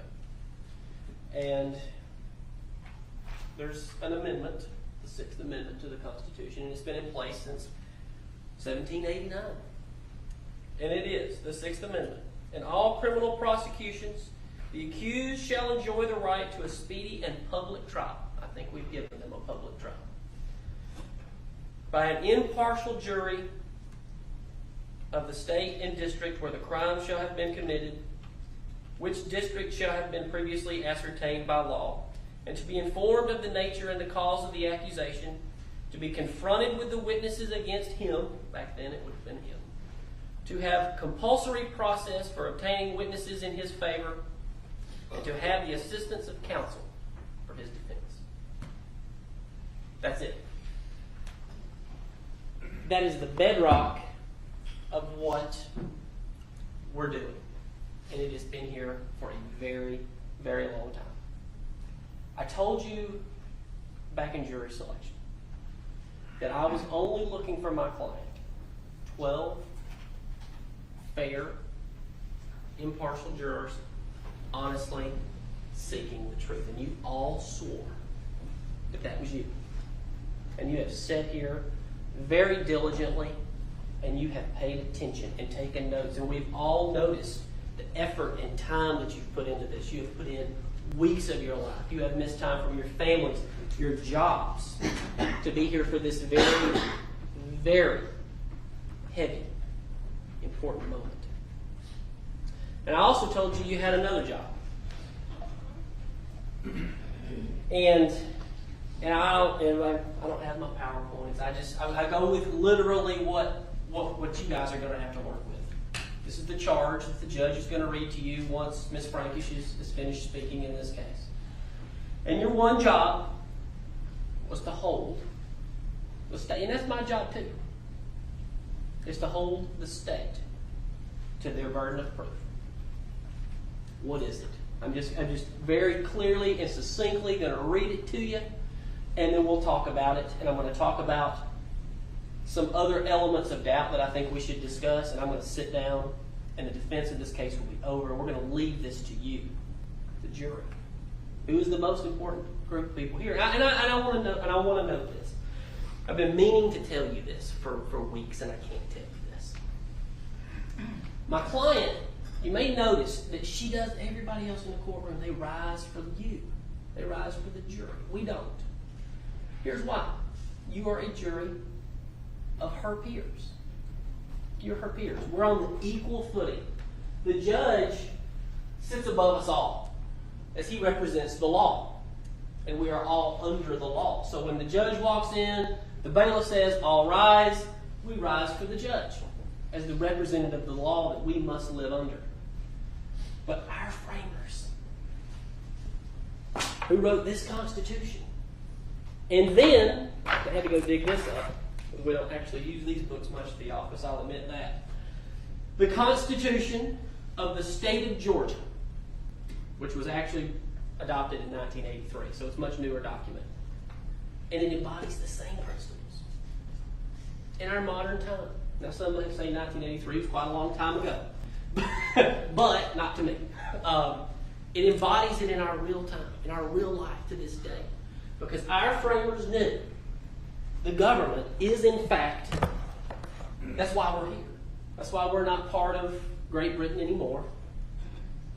And almost every, even the modern democracies of Western Europe kind of think we're nuts. They think we're crazy. Because we have 12 people who have no association with the government. And to come in here and decide the facts of a criminal matter, to check the government for that very reason. We left over there because we knew that the government should always be checked. Not just trusted implicitly, with power. So I just wanted to explain to you, my client is not being disrespectful. I told her to do that. Because I so believe that we are equals. We are peers. The burden of proof. The defendant, and still is, by the way, presumed innocent. This case is not over. The defendant is presumed to be innocent until proven guilty. The defendant enters upon the trial of this case with a presumption of innocence in his or her favor. The presumption remains with the defendant until it is overcome by the state, with evidence that is sufficient to convince you beyond a reasonable doubt that the defendant is guilty of the offense charged. 4 offenses in this case. No person shall be convicted of any crime unless and until each element of each crime is proven beyond a reasonable doubt. You're going to get this document. This is the indictment. These are the charges. They have to, every page of this indictment, count 1, count 2, count 3, count 5.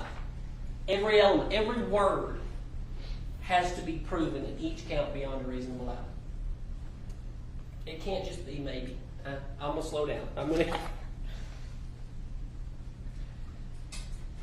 No person shall be convicted of any crime unless or until each element of the crime is proven beyond a reasonable doubt. The burden of proof rests upon the state to prove every material allegation of the indictment and every essential element of the crime beyond a reasonable doubt. There is no burden of proof upon the defendant whatsoever. And the burden never shifts to the defendant to introduce evidence or to prove innocence. However, the state is not required to prove the guilt of the accused beyond all doubt or to a mathematical certainty. A reasonable doubt means just what it says. So here it is. A reasonable doubt is a doubt of a fair-minded, impartial juror honestly seeking the truth. A reasonable doubt is a doubt based upon common sense and reason. It does not mean a vague or arbitrary doubt, but is a doubt for which a reason can be given arising from the consideration of the evidence, a lack of evidence, or a conflict of the evidence. After giving consideration to all the facts and circumstances of this case, if your minds are wavering, unsettled, unsatisfied, then that is a doubt of the law. And you must acquit the defendant. It says the word must. But if that doubt does not exist, if your minds as to the guilt of the accused, then you would be authorized to convict the defendant. If the state fails to prove the defendant's guilt beyond a reasonable doubt, it is your duty to acquit the defendant. You will be given this. You'll be given a verdict form with 5 counts. Count 1, malice murder. Count 2, felony murder. Count 3, aggravated assault. Count 4, concealing the death of another. And count 5, making a false statement. It is, in fact, a heavy burden. But I contend to you that the state has not come close. Mr. Ray is far more eloquent than me. And Mr. Ray is far more intelligent than me. And his brain works in a way I truly am fortunate to have such a good partner. But he found that diagram years ago of the stairs. I'll come down here and I use the bar. I say, a scintilla of evidence is down here. Probable cause or preponderance of the evidence is somewhere towards the middle of the bar. Clear and convincing evidence, which is not the standard in this case, is a little further up here. And then beyond a reasonable doubt is almost all the way here at the end of the bar. It's not all the way. I'm not saying it is. But I think this case that we have sat and listened to, and I think it is, the time was taken as needed to get through the case. For you to see every bit and every element of this case. But here's what I think you have clearly seen. And this is the first doubt that I propose to you. That the district attorney's office and the sheriff's office and all law enforcement involved in this case, from day one, from the early minutes of the 911 call, which let's think who made the 911 call. It was that man right there. He was in control from the very first minute of this case, Scott Farris. Scott Farris was always in control. And the fact that he had to immediately control the case, to me, shows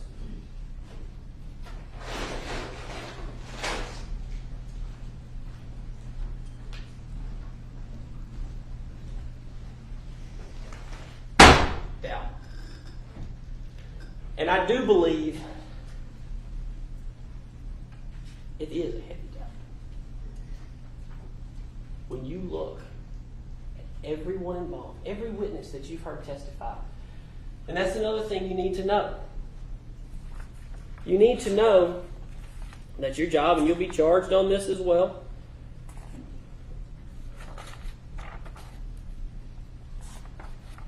As a witness, you are to determine the credibility of the witness. Now, I'm going to read the charge. There's not a lot to this charge, and there's a reason why. The jury must determine the credibility of the witnesses. In deciding this, you may consider all of the facts and circumstances of the case, including the witness's manner of testifying, their means and opportunity of knowing the facts about which they testify, the nature of the facts about which they testify, the probability or improbability of their testimony, their interest or lack of interest in the outcome of the case, and their personal credibility as you observe it. What does that mean? Here's what that means. Here's what I propose to you. From the day we're born, in the early years of our life, we begin to get a feeling when we hear people talk. Because the words coming out of our mouth sometimes aren't true. For example, if I were to have a bag, and say I told you that this bag was full, instead of shoes, it was full of $1 million. Well, I'm going to take this half of this $1 million and give you guys the other half, and we're just going to leave. But here's what you know immediately. You know that if I had $1 million in this bag, I wouldn't be standing here talking to y'all. You know that. You have that feeling in your gut. Because you know, you've sat here and watched this case, it's a bag full of shoes. It's a bag full of shoes that has no important evidence on it whatsoever, other than the fact that I think Melody Farris cut her finger at some point and got blood on her shoes and her shirt. I think they've established that. And I think, and Mr. Ray did a very eloquent job, and I can go on, and I'm not going to, because this case has got to come to an end. But when you think about law enforcement in this case, and their response immediately, let's go back to July the 5th. Let's go back to the time that Scott Farris, who's sitting right there, goes up to Detective Kuykendall, who's sitting right there, and he gets in his car for an hour and begins to tell him the story of the missing gun and his mother's affairs. And in opening statements, Mr. Fogus talked about circles. Circles getting big, smaller, smaller, smaller. And I think circles will be talked about too when we talk about Miss Harris. But those circles were controlled by one man. And that's Scott Farris.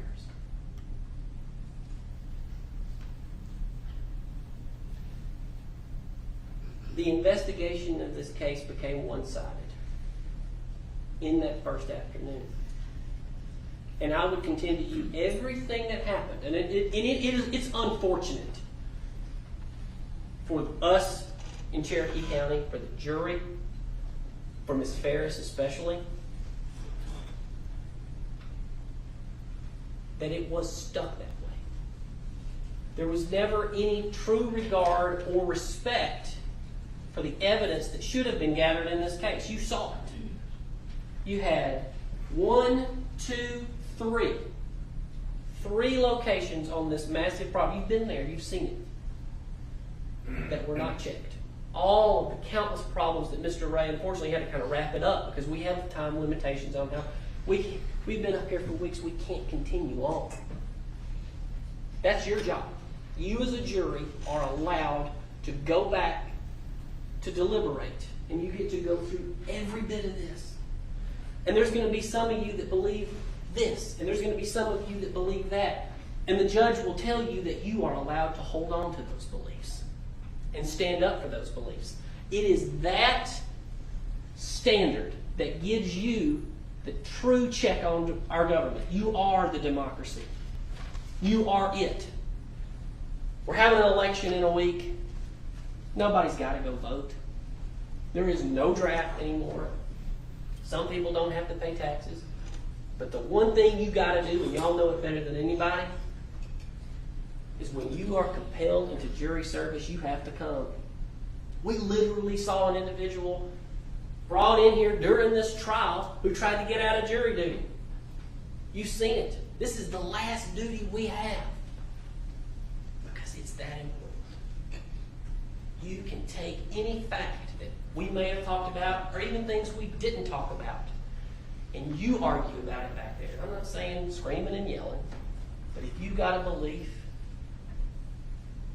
you stay with it. And you listen to other jurors, and you make sure they listen to you. It's truly that important. But I would contend to you that the fact that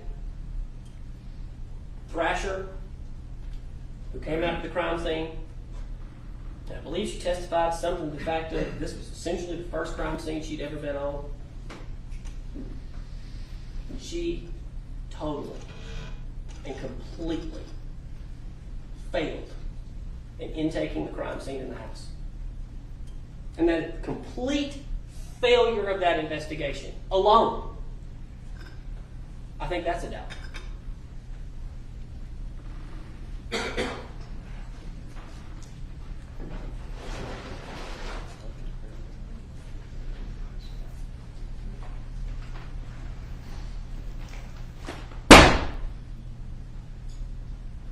I think going further into that day and the fact that this investigation was completely veered in one direction, and that's to Melody Walker Farris.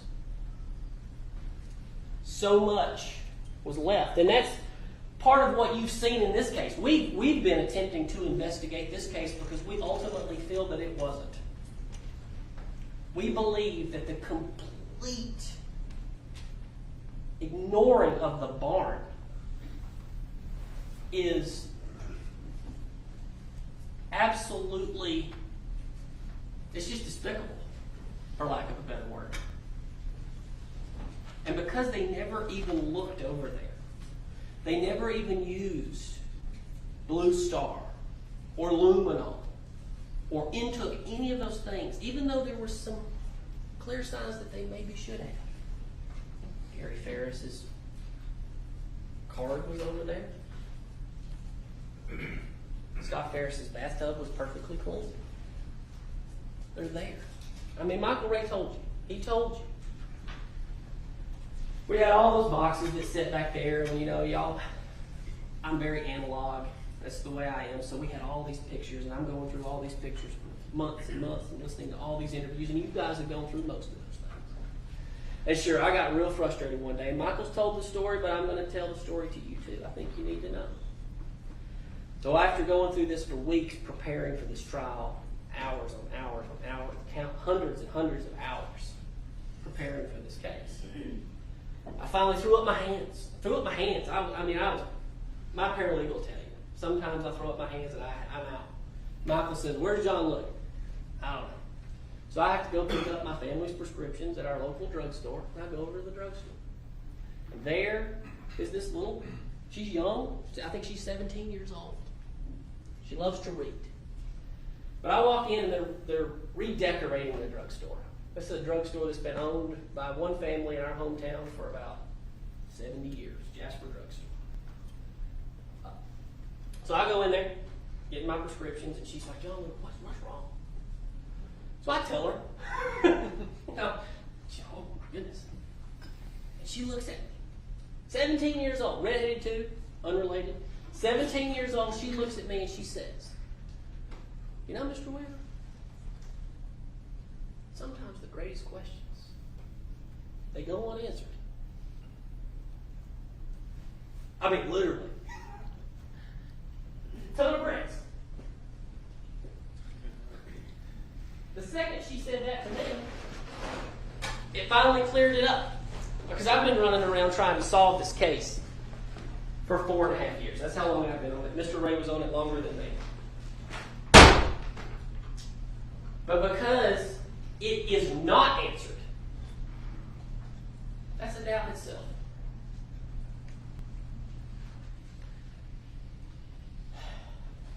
I want to talk about a lot of the evidence that has been shown about phone calls and sexual relationships with Rusty Barton and the grotesque amount of time that was spent by the district attorney's office proving a point that was proven very quickly. And that's that my client had extramarital affairs. But also evidence was shown that so did Gary. And they were in an open relationship. They lived on separate parts of the house. And Amanda, I thought Amanda was a truly fascinating witness. And it's kind of sad that we had to call her. I think she's the only child that is impartial. She literally just looked at you guys and said, "This is y'all job.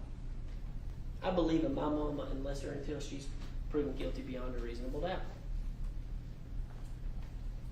And I think Amanda is such a credible witness because she also testified she was with her mama the day of the 4th. Nothing was out of place. And sure, they were texting and they were calling. And you see all this back and forth bickering all the time between them. And that's the Ferris wheel. And the moniker that has come to be in this case. And I know we are all sitting on top of the Ferris wheel, and we just can't wait for that ride to let us all off. That's y'all's job. And we're going to get there. But all of the drama and all of the infighting between the siblings and the affairs and the relationships that have gone on. I mean, the affair started in the mid-2000s. You got Angela Phillips back in the 90s, who may or may not remember if she had sexual intercourse with Gary. All of that insanity. That's their life. But it's not motive for murder. And that is what they have put and leaned so much of y'all's time into. Because they don't want you looking at this. They don't want you looking at what they didn't do to get to their burden. But let's go back to those phone calls the night before. Let's go back to the timeline. There's something that is absolutely bizarre to me. We did not find out until, I think it was last Friday, when Commander Harris testified that Gary Farris went to dinner, we think, by himself the night he was murdered. We don't know. We'll never know. He was at least alive until 9:30 something. When we see the dot moving, if the science is true. But sure enough, he went to dinner. They never thought to go get a video of that. Let's go up there and interview somebody. Maybe he was with somebody at dinner. We'll never know. And I'm not saying that breaks open the case. But I contend to you that that huge glaring hole in the timeline right there, I'd say that's a doubt.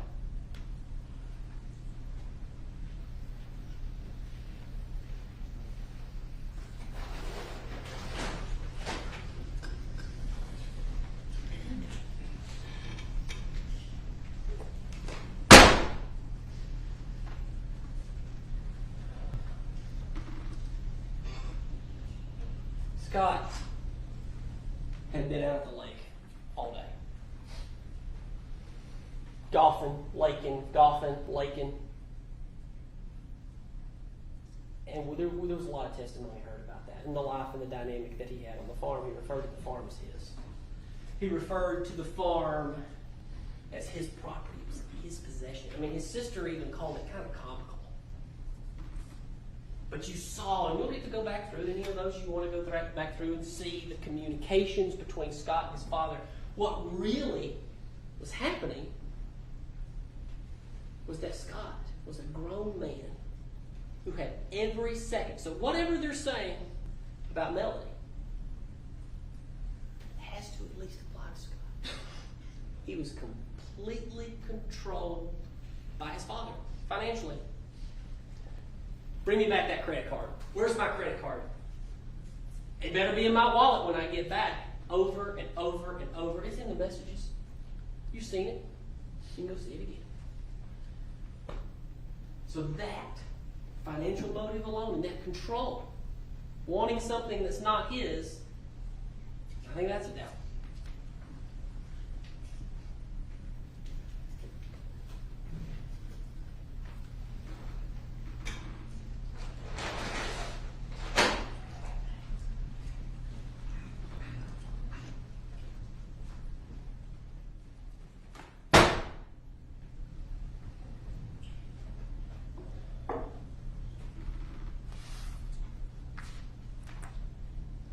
The timeline of the phone calls. You will have seen from Commander Harris something regarding activity in phone calls. But I think that you guys have enough common sense to know, and this is just some things we saw, that other days and other times you went back and extrapolated out over a year, sometime back in 2017, and we clearly saw that there was more activity the night before a baby shower in Nashville than would be alleged for Melody to have shot, killed, moved, and burned Gary Farris. This is no easy task. That's a doubt.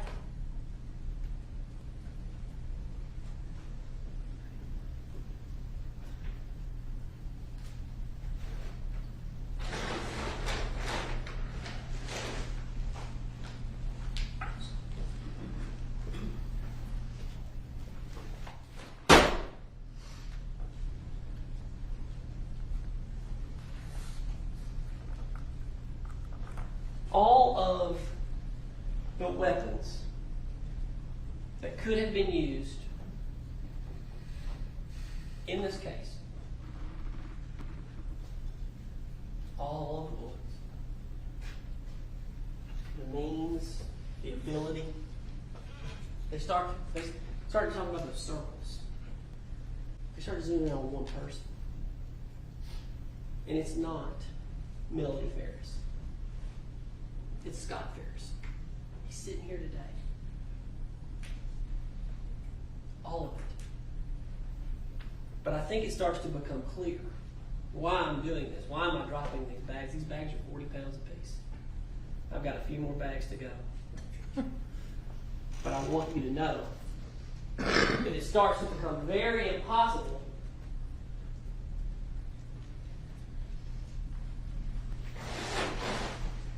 when you add this up, that someone who weighs 120 pounds can move this. That is a doubt in its own right. But there was a person on the property who could. And that's Scott Farris. He's sitting there today.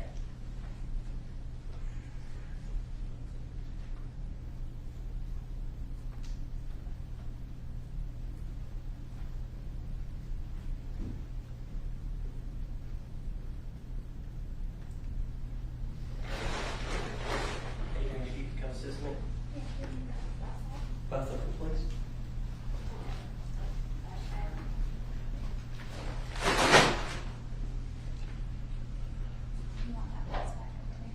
No.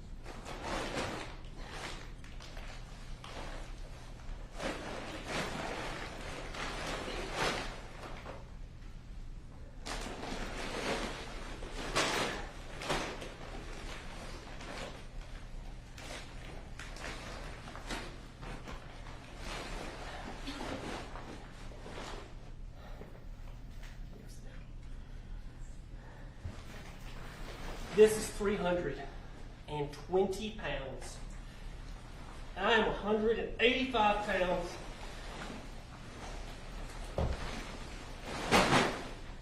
And that's all I have. I think it is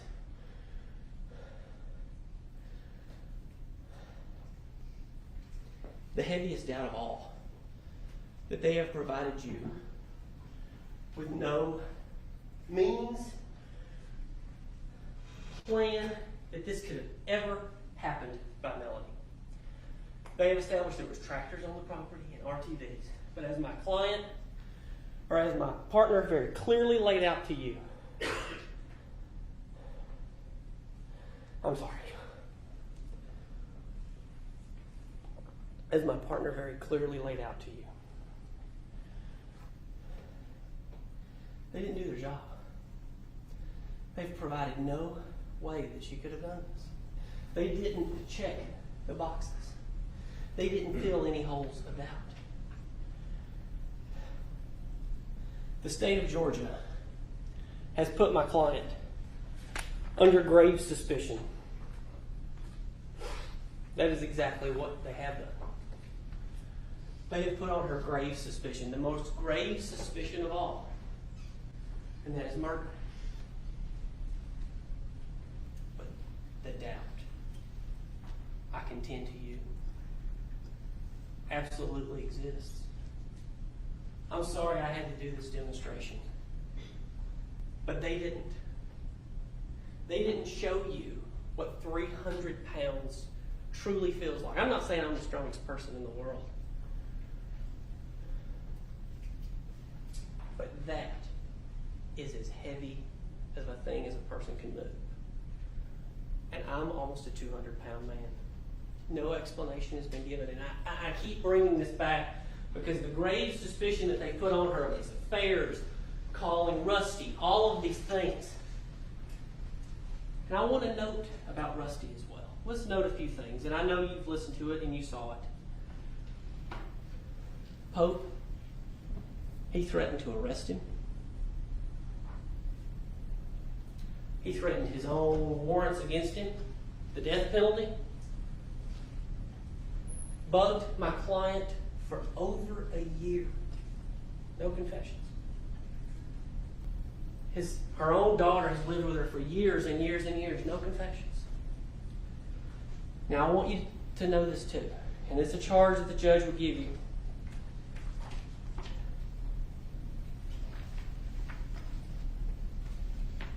My client does not have to testify. She didn't. She chose not to testify. And we talked about this in jury selection, that you wouldn't hold it against her, but the law is clear. The defendant in a criminal case may take the stand and testify and be examined and cross-examined as any other witness. However, the defendant does not have to present any evidence nor testify. If the defendant chooses not to testify, you may not consider that in any way in making your decision. Because again, the burden never shifts to us in the defense. I feel like there's been so much time that we felt like we're trying. I'm trying to get you to see the side of the story that was never investigated. I feel like we've been able to do that, but we didn't have to do that.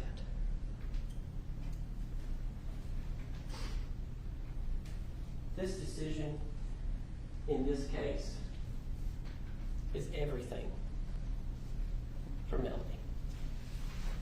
Melody has had to live under this grave suspicion for 6 years. But now is the time that 12 fair and impartial jurors, a jury of her peers, can finally give us answers. I'm not saying that you guys can ever answer what happened that night. The greatest questions, I do believe, they really do go unanswered. And in this case, it may be some of you as it was me that day. Very frustrating. You want to figure out what happened. But it's okay to know that you can't. And I contend to you, ladies and gentlemen of the jury, that because you can't explain what happened that night, They have not proven this case beyond a reasonable doubt. And I ask you to please hold to your oath and find my client, Melody Walker Farris, not guilty. Thank you for your time. All right, we're gonna break for about 30 minutes. We may go, I haven't gotten word that food is here yet, but I directed them to have it here at 12:15, and so I may be closest to being on time that I have been for the last 4 weeks. So anyway, when food gets here, we're gonna give you all a break. I'd like to be up and running in 30 minutes. If y'all still need some more time, y'all just let the bailiffs know, but we'll be up and running at least by 1 o'clock. All right, everyone can be excused. We're going to close the courtroom for the recess so the deputies can have a break. So we'll open the courtroom back up at 10 till, and then we'll see if the jury's ready.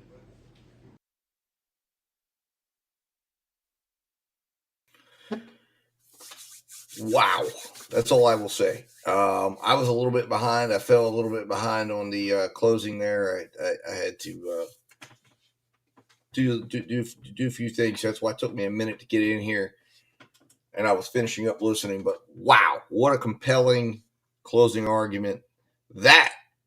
Okay, now we'll see what the state brings. But let me tell you something: the verdict is not guilty, you just saw why. Those are good defense attorneys. Those are excellent defense attorneys who have done a heck of a job in this case. If she were to be convicted, it is not because she didn't get quality representation. Listen, what he just did there in that courtroom, demonstrating 320 pounds of dead weight, that is the biggest reasonable doubt in this entire case. It's the thing that everyone's focused on. It's the thing everyone wants to speculate on. It wasn't this, was it that? But if you believe that you've got a dead, bloody body in that house,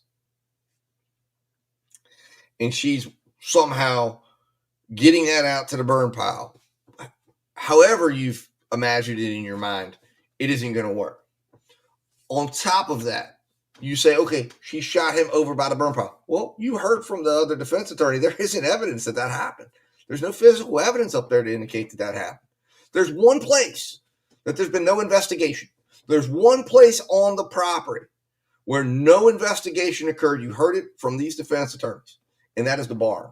That is why in the cross-examination of Scott Farris, the barn was where he said, you shot your father at the barn.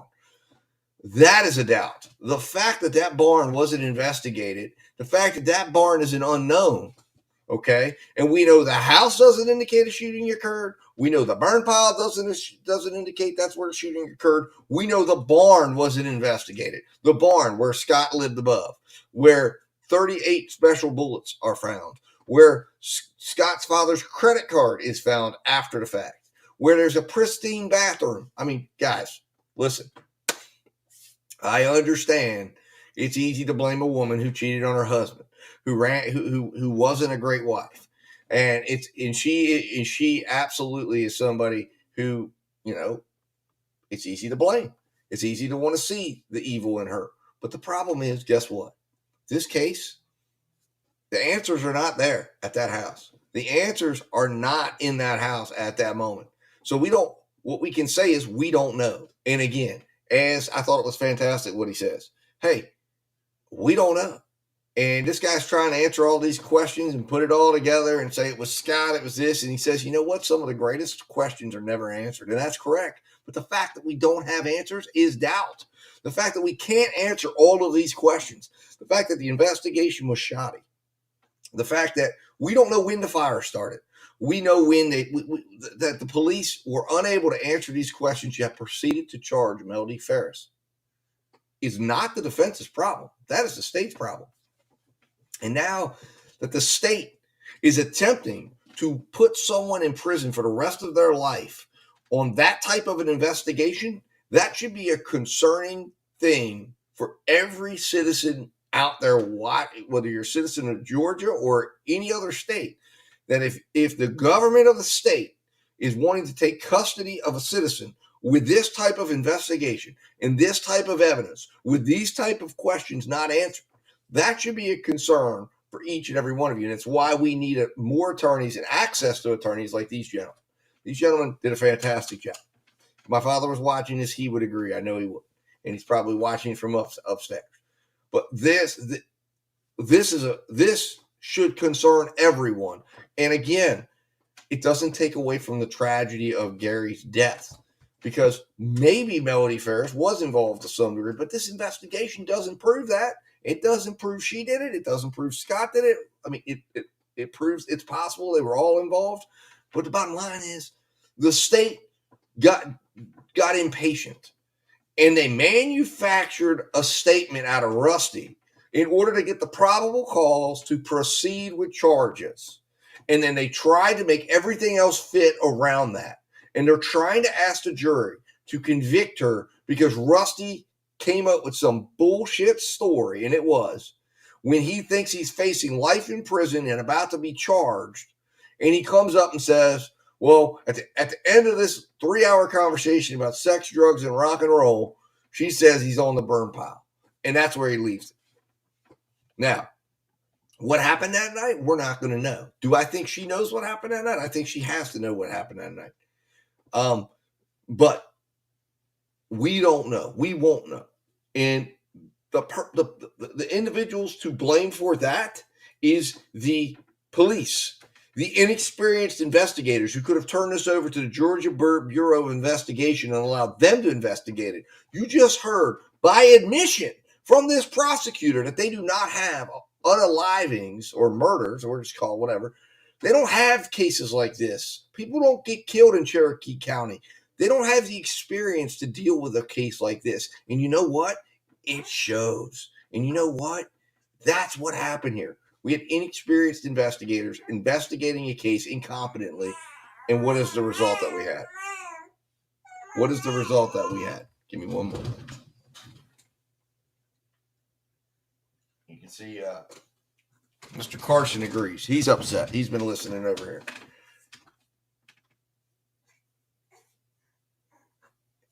But this is disturbing.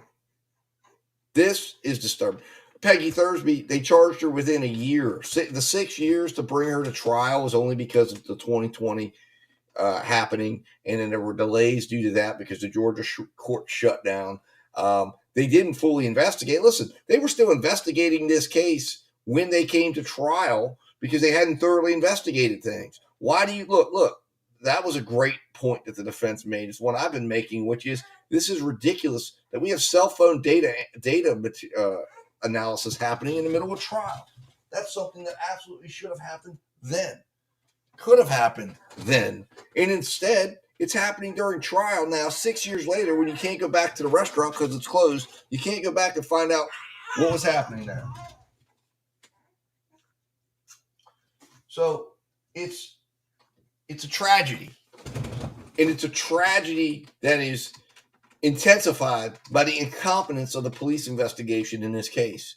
And any jury faced with this investigation, the results of this investigation, and the way this investigation went with the questions still being asked, should absolutely not convict on this. If they do, it's a big problem. If they do, it's a huge problem.